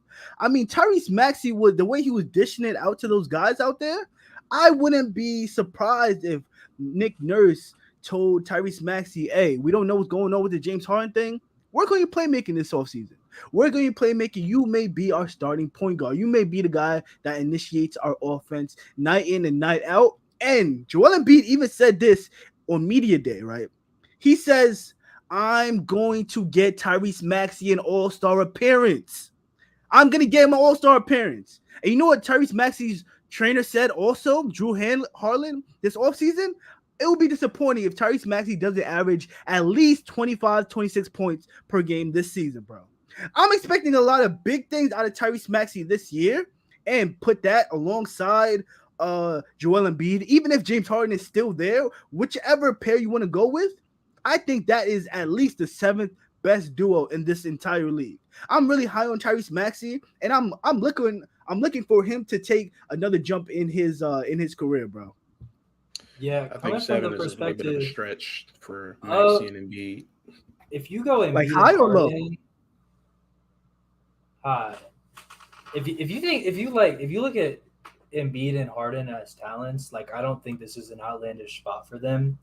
I do think the playoff underperformances can be a bit rough, like especially what they did this past season against the Celtics, being up and then kind of selling that series at the end, which has been kind of a trend with the Sixers in general over the past couple of years. And then I don't even hate like the Maxey thing from a projection standpoint. Like if you're saying, yeah, over the course of next season, like these are going to be the best ones, I think that's fine. Now I haven't seen them do that. Like I haven't seen Tyrese Maxey be that good. He's been very damn good, but he hasn't been 26 points per game level good. But if you think he's that level of player right now, all power to you, because one thing about him is like he came into the league and he couldn't shoot, and then he turned that into being like a 43% three-point shooter on decent volume. Like some crazy shit like that, being able to incorporate, so to say that he could go out and incorporate something like playmaking into his game and make that improvement, like I don't hate that at all. As far as like making a deep playoff run, I just don't think this is the year for them, because either James Harden is not giving you 100% if he's on the court, he's not on the court, or you're trading him mid-season, and we know mid-season trades usually don't lead to a deep playoff run right away. See the Suns last year for reference on that. But with like a lot of the points you made, like I do think they have potential to be top 7 duo in the league type players. So I don't hate it. But that's pretty much all my take on that, because I don't have Embiid with anybody on this list. My 7, I don't have to talk too much about. I got Bam and Jimmy here. For a lot of the guys I've given so far, it's been a lot about what have you done together, you know, how much success have you had. And Bam and Jimmy together have been to 2 finals and 3 conference finals. And in that conference finals, they were a game away from the finals, literally last shot of game 7. So for them to be in the finals or in position to compete in the finals in 75% of the postseasons that they've been together, I mean, that's damn good, bro. Like, I can't hate on that at all. Outside of a 2021 blunder, when it fucking matters, those guys are some of the best in the business. 100%. I like it. I guess I'll spoil my number 6 is Zion and Brandon Ingram. Now again, take a walk with me right quick. Remember how I said that I think that this team is going to win a playoff series this year? Yes, Remember sir. how I also brought up that they was a 1 seed when they was playing together healthy? Bro, call me crazy, call me a fool, but I'm putting stock in Zion being healthy this season, all right? I'm not one to bet on players to be injured, so I'm going to take it as Zion's healthy right now, and he's going to be healthy until something changes, obviously. MVP season? Sudden. MVP season coming? I ain't going to say that because I told y'all who my MVP is Giannis. But, hey, he could be in those talks. Like, Zion's the caliber of player to be in the top 5 MVP talks, and if he have like a monster year type shit. And I think he's gonna have a monster year. Again, this duo, they fit each other's strengths and weaknesses on the offensive side of the end perfectly. Zion, a force on the interior, so much so that you damn near gotta double him. And if you do double him, well, Brandon Ingram, he's a fucking sniper from 3, and he got a very good mid-range as well. He's also a good playmaker. So that's an action that they can run. They can run actions between Zion and Brandon Ingram will find him and get the pass to him. Or if the shot's there, he's more than welcome, more than capable of taking a shot and making a shot. So this is projection. This is also based on a very small sample size from what we saw with them last season. But, bro, call me a believer, call me crazy, call me whatever. I have this as a top 6 duo in the league. And if they end up being like a top 4, maybe even 5 seed, I think that maybe 6 will be a little too high, but it'll be justified that they own this list in general. So Zion and BI, 6. If I had seen them do it once, if I had seen them do it once, I think that I would be a little bit more like ready and willing to accept that. It's just the fact that I literally haven't seen them be healthy for a full season a single time. Yeah. But if they are that good. But if you look at like the other people who are going to catch these allegations, like LeBron and AD, we know they're out all the time. Kawhi and PG, they're out all the time. Like with these guys, I've seen LeBron and AD go on a finals run and a Western Conference finals run. I've seen Kawhi and PG have successful stretches together. Literally have not seen these two put it together once. But when they play together, damn, that team is good. Hey, that's a lot of wishful thinking for Zion and BI. I mean, you're hoping that both of those guys can stay healthy. And I don't know. That's you're wishing for a lot. You're wishing for a lot. I understand the logic behind it. I mean, I'm really not, but these motherfuckers can't stay healthy. No, I'm not. What I'm wishing for is athletes to be healthy enough to play. That's not crazy. These motherfuckers just injury prone.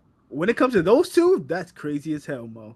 Crazy as hell. But hey, Zion still ain't played a full season. Hey, I respect it. 60+ games. I respect it. The Pelicans are a nasty team when those two are healthy, when they got a full squad. Can't wait till they get Trey Murphy back for sure. Are they going to get him back this season? I think so. Probably late in the year. He tore his meniscus, right? Yeah. Well, Robert Williams tore his meniscus and he came back pretty quick, but that was also like a partial tear, I think. So I think he probably came back a little bit too quick though, because he's kind of in and out. No, he did come back a little bit too quick because he came back and he was sitting out of games. Like what the fuck? Yeah. He sat out of not the finals. He sat out of an Eastern Conference Finals game. That's the game that Bam went off. That's what got his ass traded. Everybody went talking about he's injury prone. No, he just came back from a meniscus. And that's fucked up because that's on the Celtics because they're the ones that 100%. like. They the ones that was like, yeah. You come back, you'll be good. You'll be good. And then he missed time at the beginning of the next season because of that shit. That's fucked up practice by the Celtics. I don't. Hey, do I need to hype up Portland anymore? Bro. I hyped up Portland enough this episode. Right, it's crazy. It's crazy how they traded all the injured players. Marcus Smart is gonna miss games for the Memphis Grizzlies to start.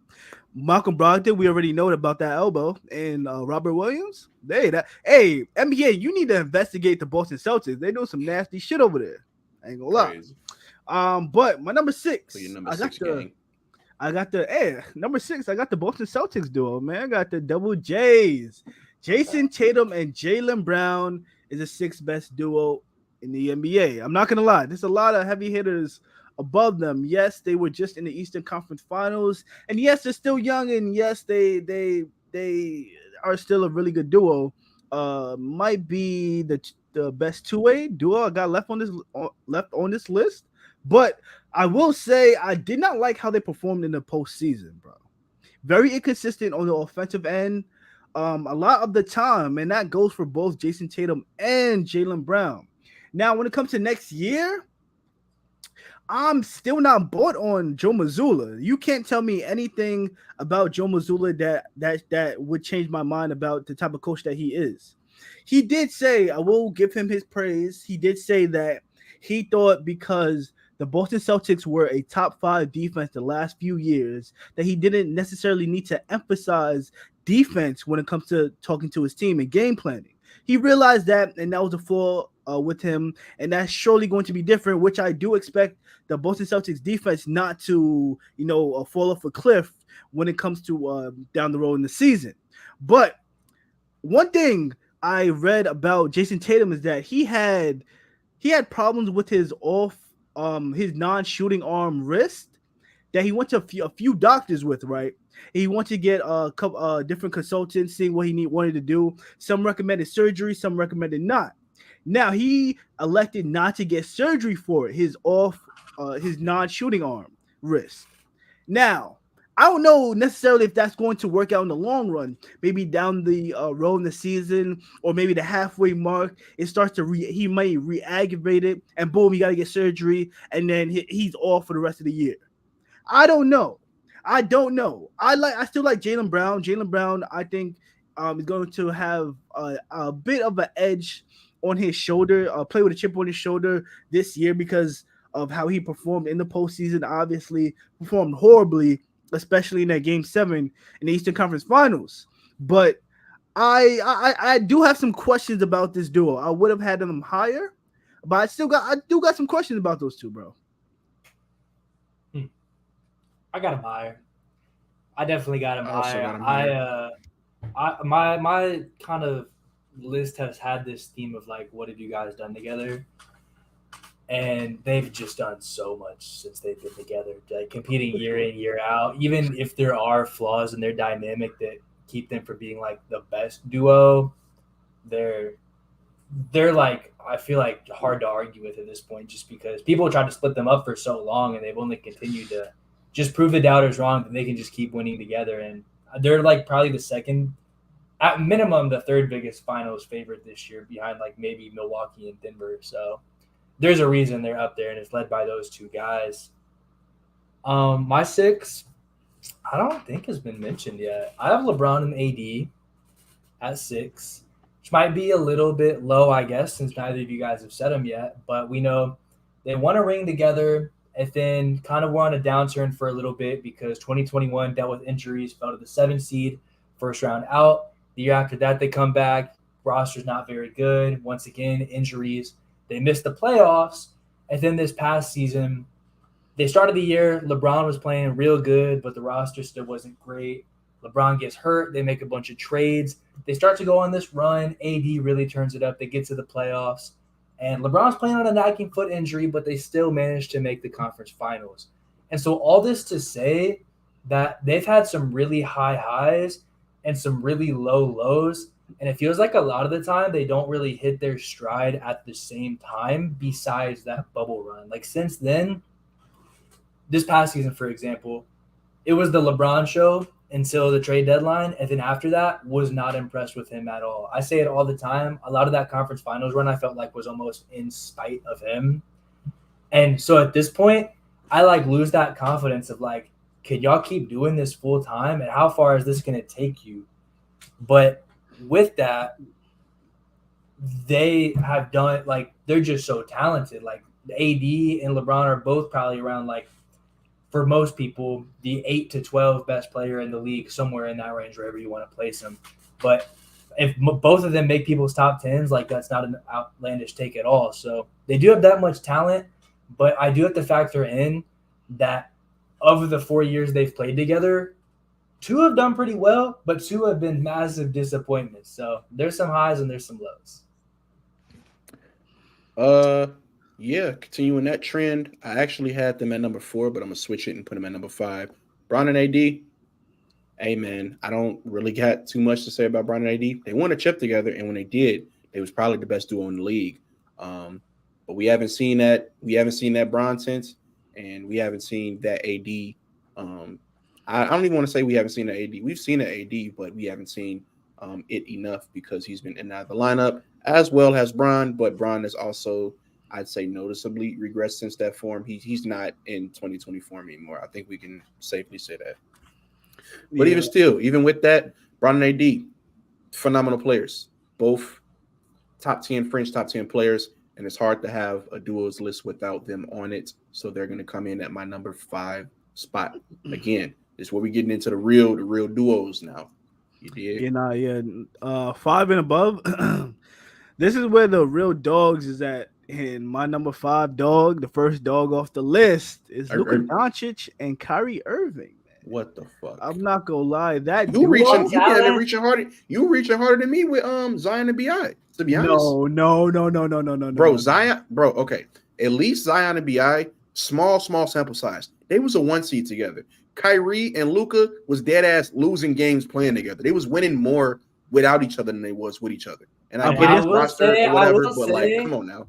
You've seen more success out of Brandon Ingram and Zion. Between the two, we haven't seen any success. We've only seen failure out of Luka and Kyrie. However, I am closer. This is a bad talk-ass placement.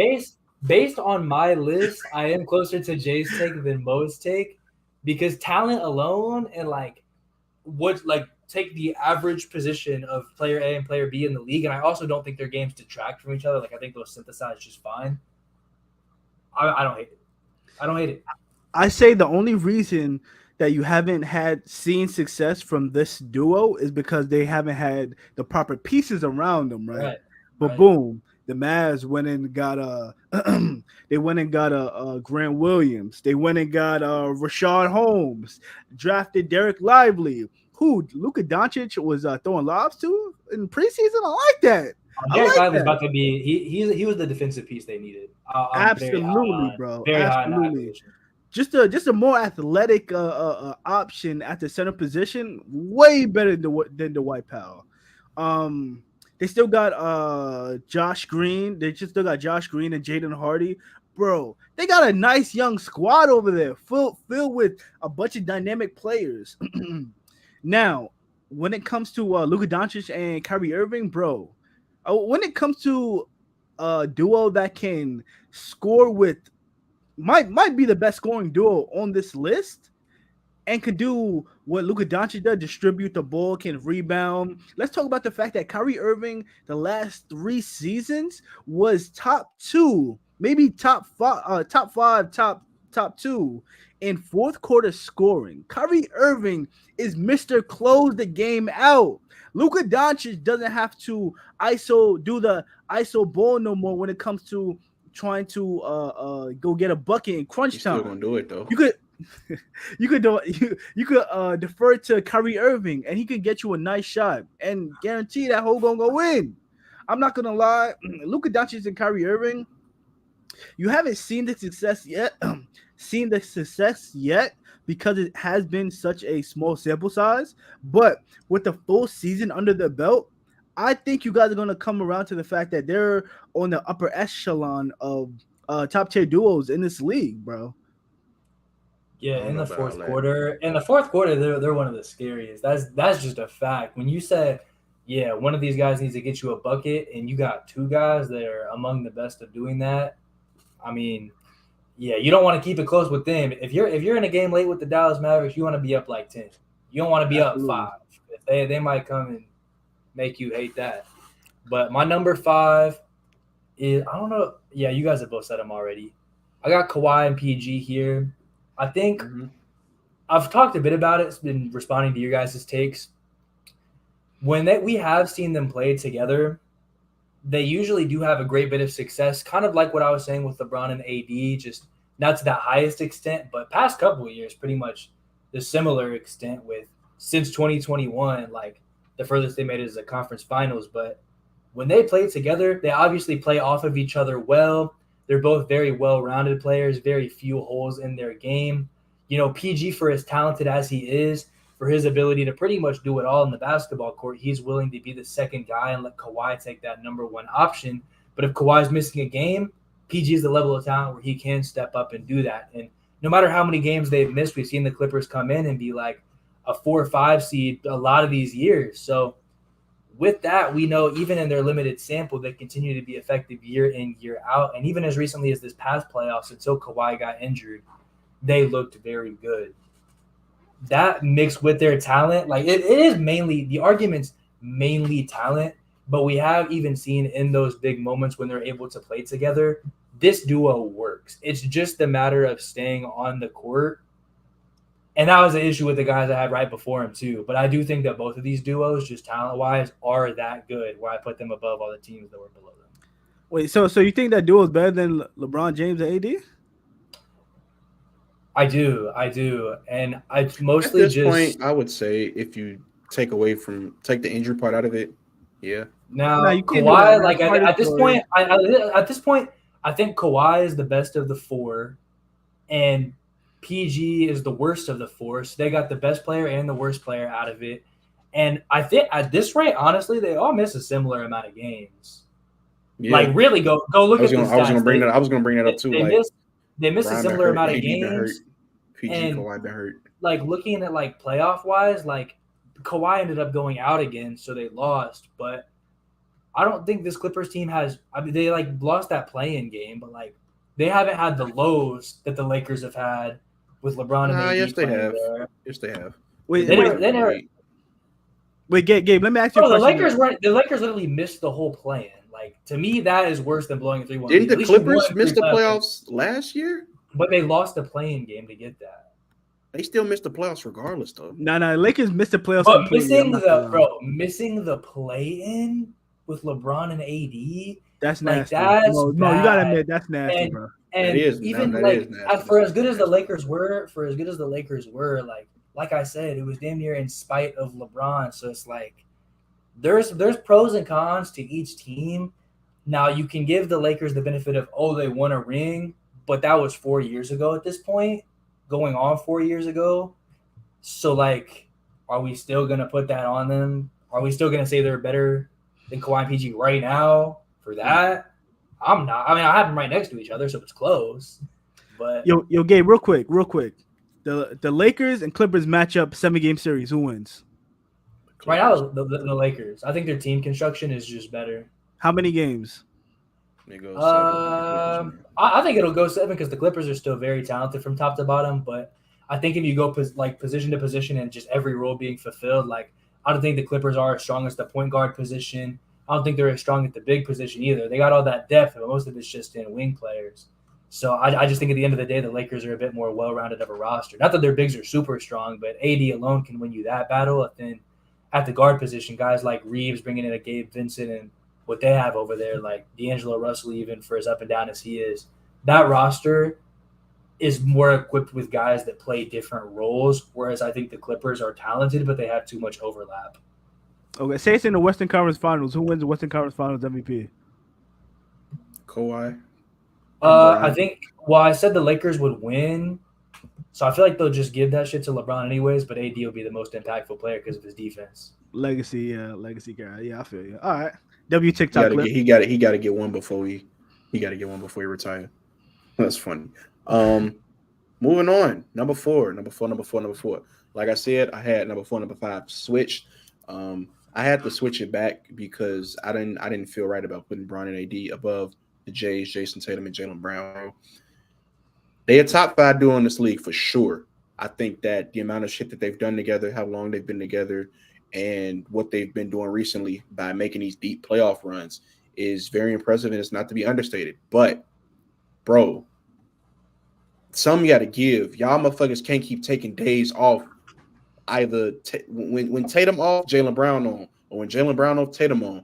It's like they have games where they do it together, and they can do it together, and they have done it together. And I know that they're gonna do it together in the future. But like, what the fuck is up with y'all two? It's super frustrating because it's like they work together, but they don't. You know what I'm saying? Like they can never get fully 100% in sync, and that's why they're going to leave. They're going to be left off this top 3 because with the talent that they have and with the success that they've had, it's still like you still got to oil up parts of the 10-man to get them working again. I don't understand how this not fully, you know what I'm saying, 1-2 yet. Joe Mazzulla. They've been playing with each other for so long. I don't get it. But results. They've had results, and they made it to a finals. They've had how many straight Eastern Conference Finals have they been in? How many have they been in their time together? You can't argue with results like that.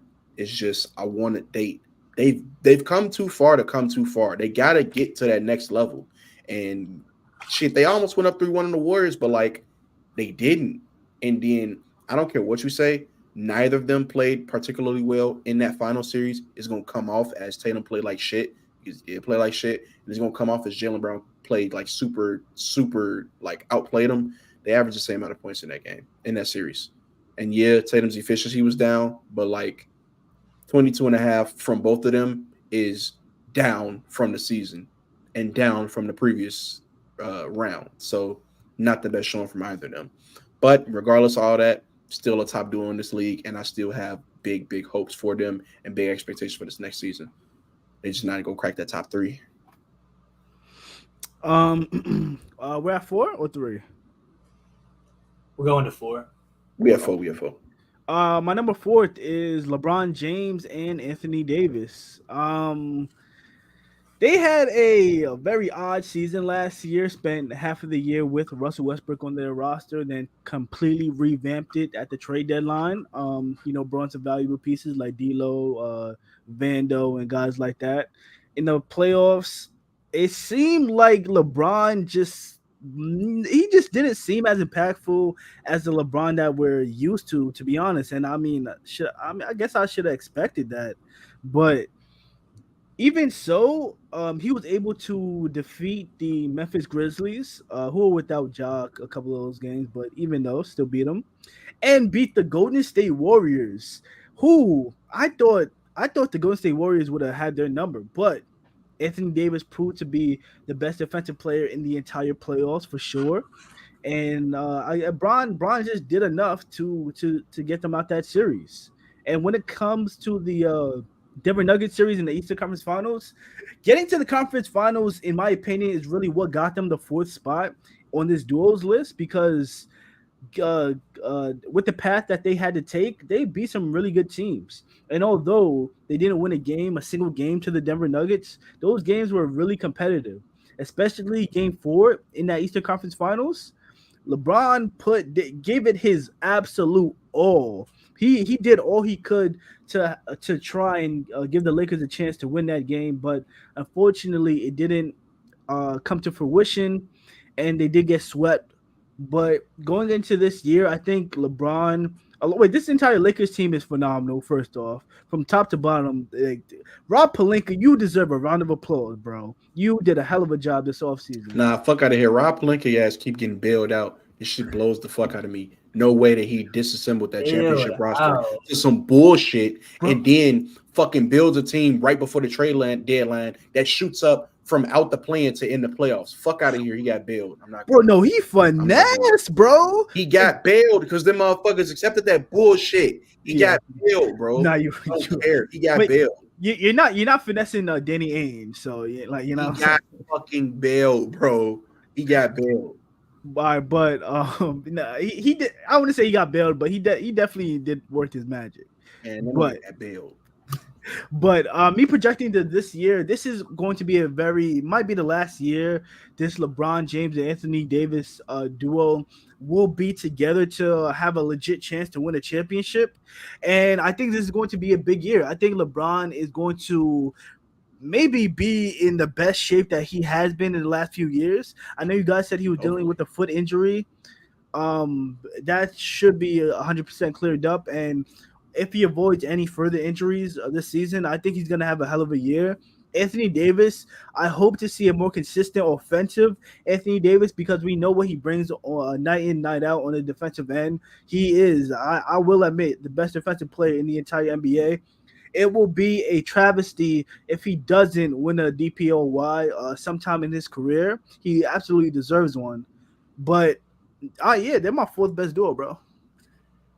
Yeah, like I said, I mean, I don't hate it. I had them not too far off of that spot. Really, it just comes down to they made that conference finals run, but I wasn't impressed with LeBron. It was more so about those depth pieces, Rui, Reeves, what the other guys were doing, and in those finesses, Rob Pelinka has been very up and down. He is literally I don't remember when he took over, but I know in this era had all those good draft pieces, had a really good young core, cashed it all in for AD, built a championship team. Disassembled a championship team, name chasing, and then built another contending team. So it's a cycle of highs and lows. But he saved his job. He probably would have been out 100%. There what he did at the trade deadline. Now this offseason. My number 4 though, I guess I'm the lowest on them because I don't think nobody said them yet. I have Jokic and Jamal Murray. They just won the championship. They did just win the championship. It was their first time winning the championship, but they had been to the conference finals before.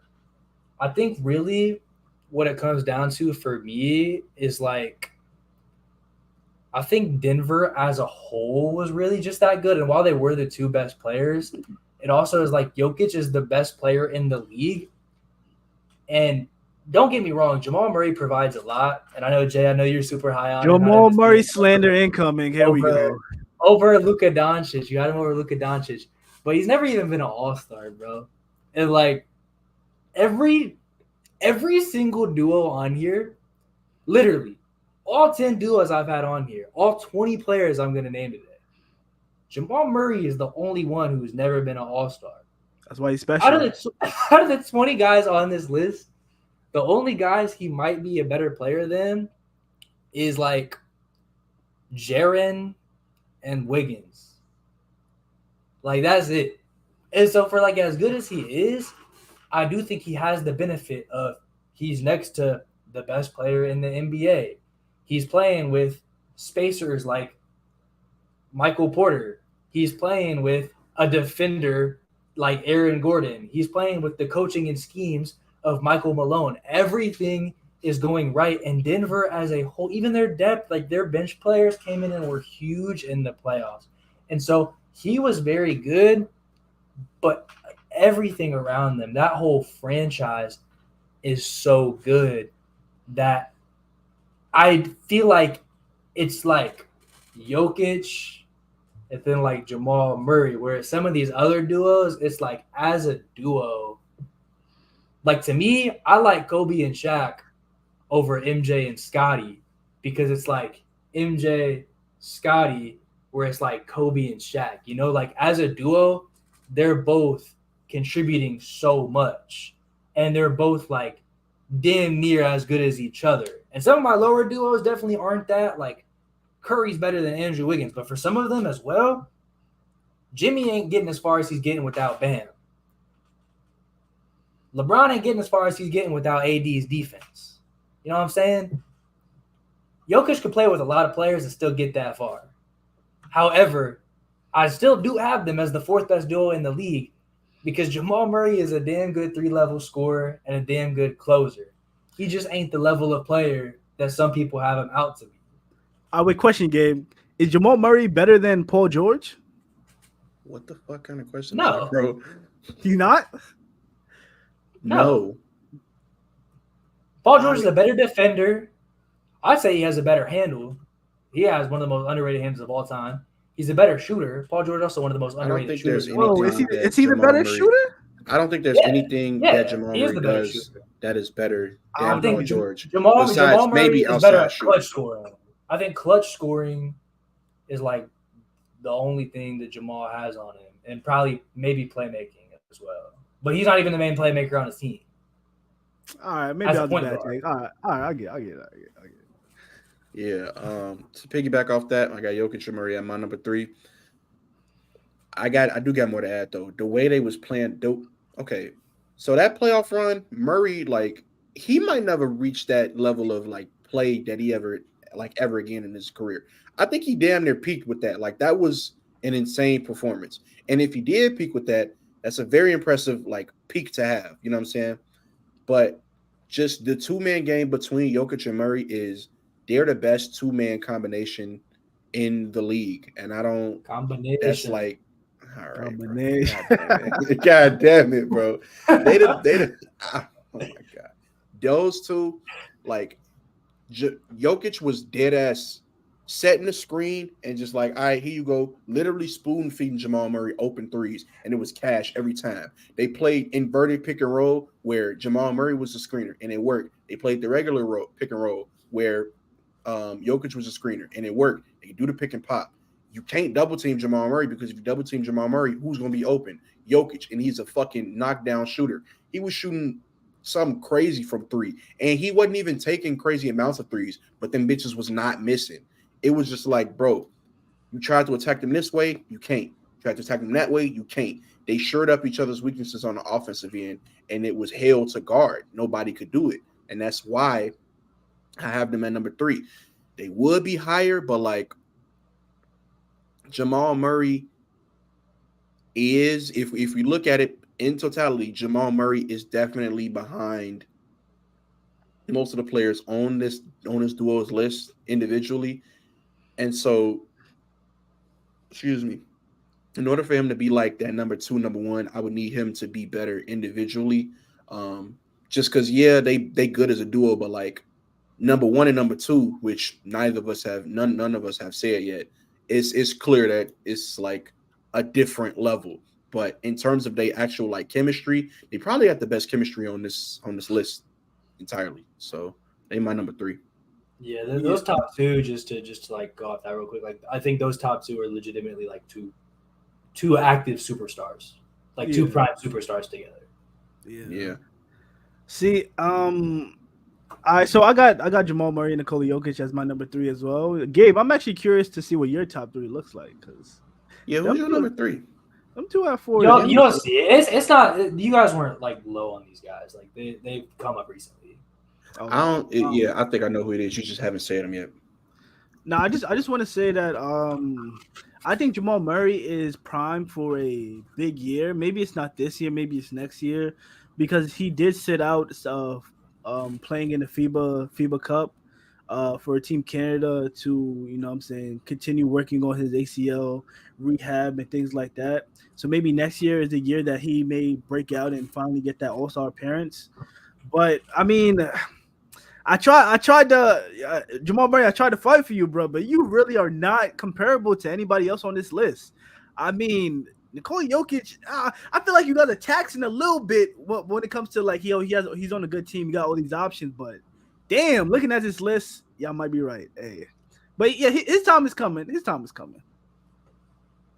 Yeah, no, I mean you can't argue with a duo that won the championship, and he was definitely very important to that championship. But my number 3. They haven't reached the same highs. They've come damn close. But this one is more about long-term sustained success no matter what's going on around them. And it's Jason Tatum and Jaylen Brown at my number 3 spot. You got to think these guys, since they've been together, they've been – am I frozen? No, I'm not frozen. Okay. For a second, I thought I was frozen. But they've been to the conference finals under 3 different coaches: Brad Stevens, Ime, Joe Mazzulla. They've been to the finals together. They've made these playoff runs in an era with Terry Rozier, with an injured Gordon Hayward and Kyrie Irving. They've done it with Kemba Walker and Marcus Smart as their next top guys. They've done it like they keep putting different rosters around these guys, and they keep managing to get this far together.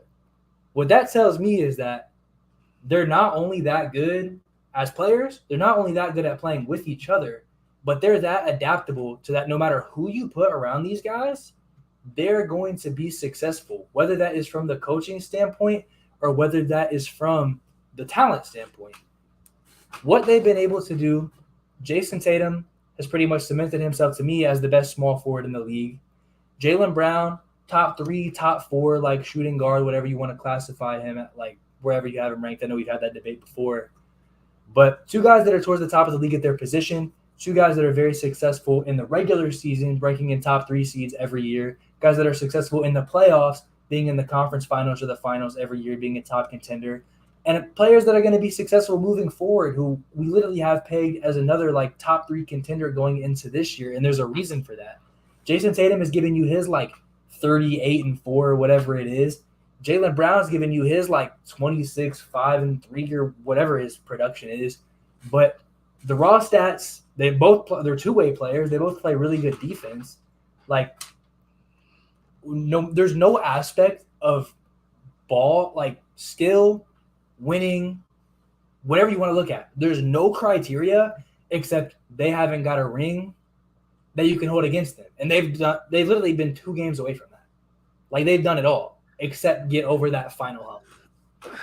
But put that over Jokic and Murray, bro, they've literally been on like 5-6 conference finals runs. Like they've been doing it for so like the Nuggets, they play real good but it was also 2 playoff runs that were a couple years apart. And with that, like, just the fact that we've seen Tatum and Brown do it with so many different cores around them. Like, the Nuggets got the job done, but, bro, like, Tatum and Brown have literally been doing this since they were 20 years old, with the next best player on the team being fucking Terry Rozier. All right, so everybody got their number 2 and number 1. It's 2 duos that we both ain't none of us listed. One just formed. So instead of going individually, I'm gonna just say my number 2 and my number 1, and y'all can follow suit if you want. My number 2 is Kevin Durant and Devin Booker, and my number 1 is Giannis and Dame. All right, you got the same thing. KD, Devin Booker, Giannis, and Dame. Gabe, what you thinking? No, I got the same thing, bro. I felt like I was about to get grilled on that for a little bit because I was talking about my criteria, and I'm like, yeah, so much of what I've said is this is what you've done together. This is what you show me you could do together. And I got like Booker and KD, like they won a playoff series, but they did not go that far in the playoffs. And then Dame and Giannis, they played a game together. But bro, Dame and Giannis, you got literally the best power forward, and to me, like the best player in the NBA, mixed with a top 3 point guard, one of the best scorers. And you telling me you put the guy with the best rim pressure in the league against one of the best off the dribble shooters we've ever seen, and these guys are playing off of each other, like that's an insane offensive game alone. Pick and roll, it's gonna be like, crazy. That's I don't even want to get into the. I was talking about the rest of the Bucks earlier, bro. Like thinking of Milwaukee with like Damian Lillard, with pick and pops with Brook Lopez, pick and rolls with Giannis. You're doing all these actions. You got Chris Middleton open on the wing. It's like, dude. Question: how many games you think before they both score 30 a game? First 10 games. That's gonna happen. First 10 games. I'm being so serious. I think that they could be 30-point per game scorers together this season. Like that's I think Dame will get like 26.5, and I think Giannis probably will get over 30. I would say I would only go back on that because of Chris Middleton. If Chris Middleton wasn't there, then I'd probably say yeah. I think his production goes down and his touches go down because like he's recovering from injury still, and he's getting older, and he's just not the priority in the offense anymore. Like he was that number 2 because he was the second best scorer on the Bucks, but like they got Dame now, so they don't need him to take over that second option duties. But what I want to say is with both Giannis and Dame and Kevin Durant and Devin Booker, this is rare territory for both of them because how many top 10, how many duos at the same time have had a top 10 player and have not won a championship? I can't think of that many.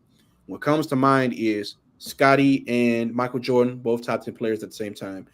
Kobe and Shaq, both top 10 players at the same time.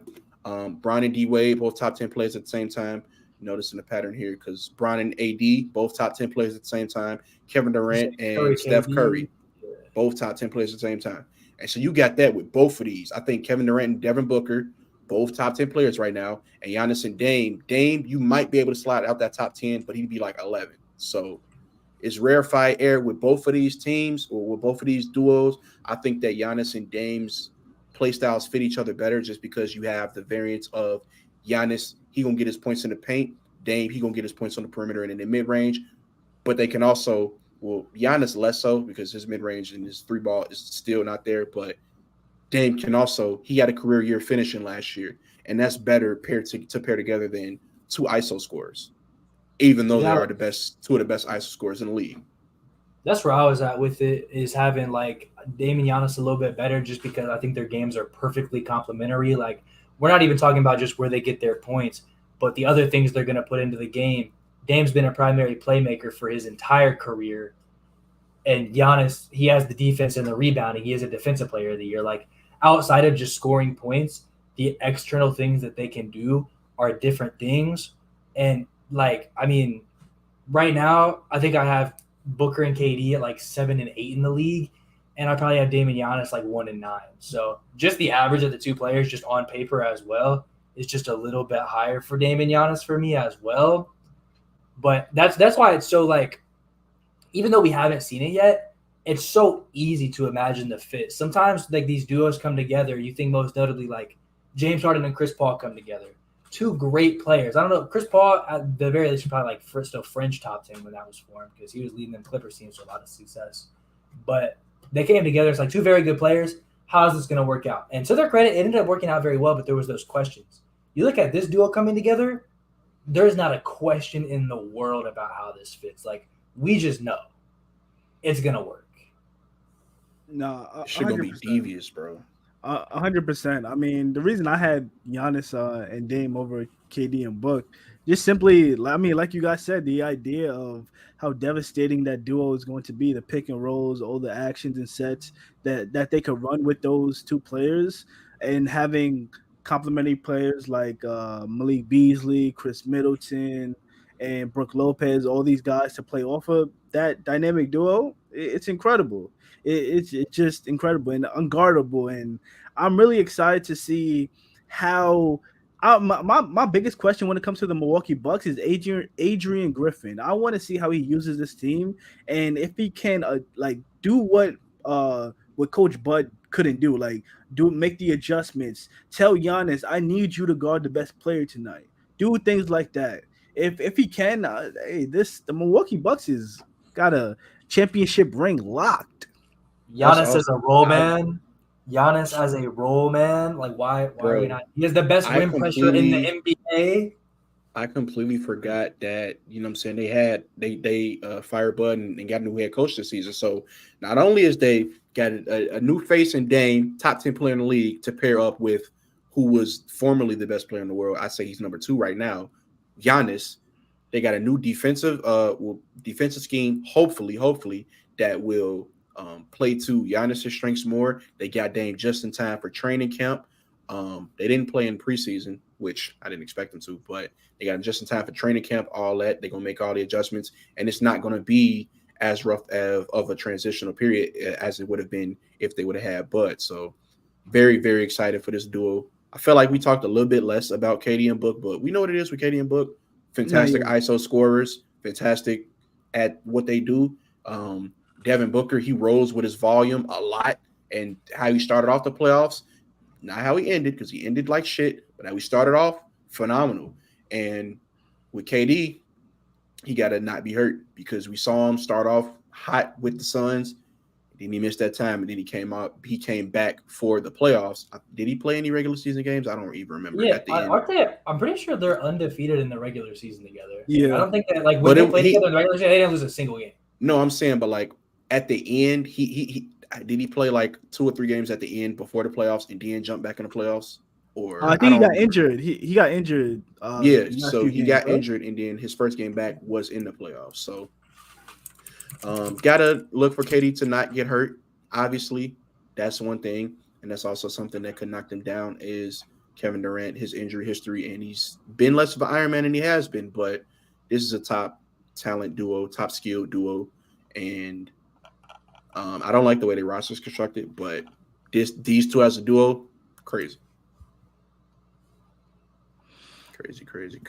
I'm checking that out. I'm trying to check that out right now. He missed a bit of time in March, came back like March 29th, and then he played through to he just missed the last 2 games of the season, but he played 5 in a row right before that. So he missed some time, came back, played missed 2 more games and then playoffs started.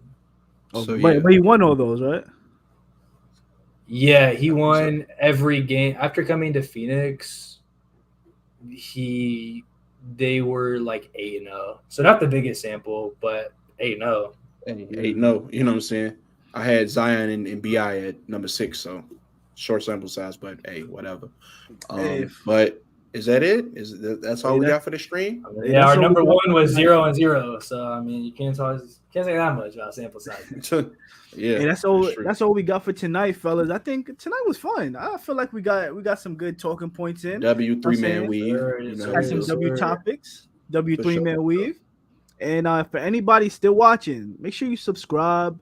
Make sure you hit that like button. And make sure you lock into our shorts. We got some very, very funny shorts, very really good shorts. Make sure you check those out.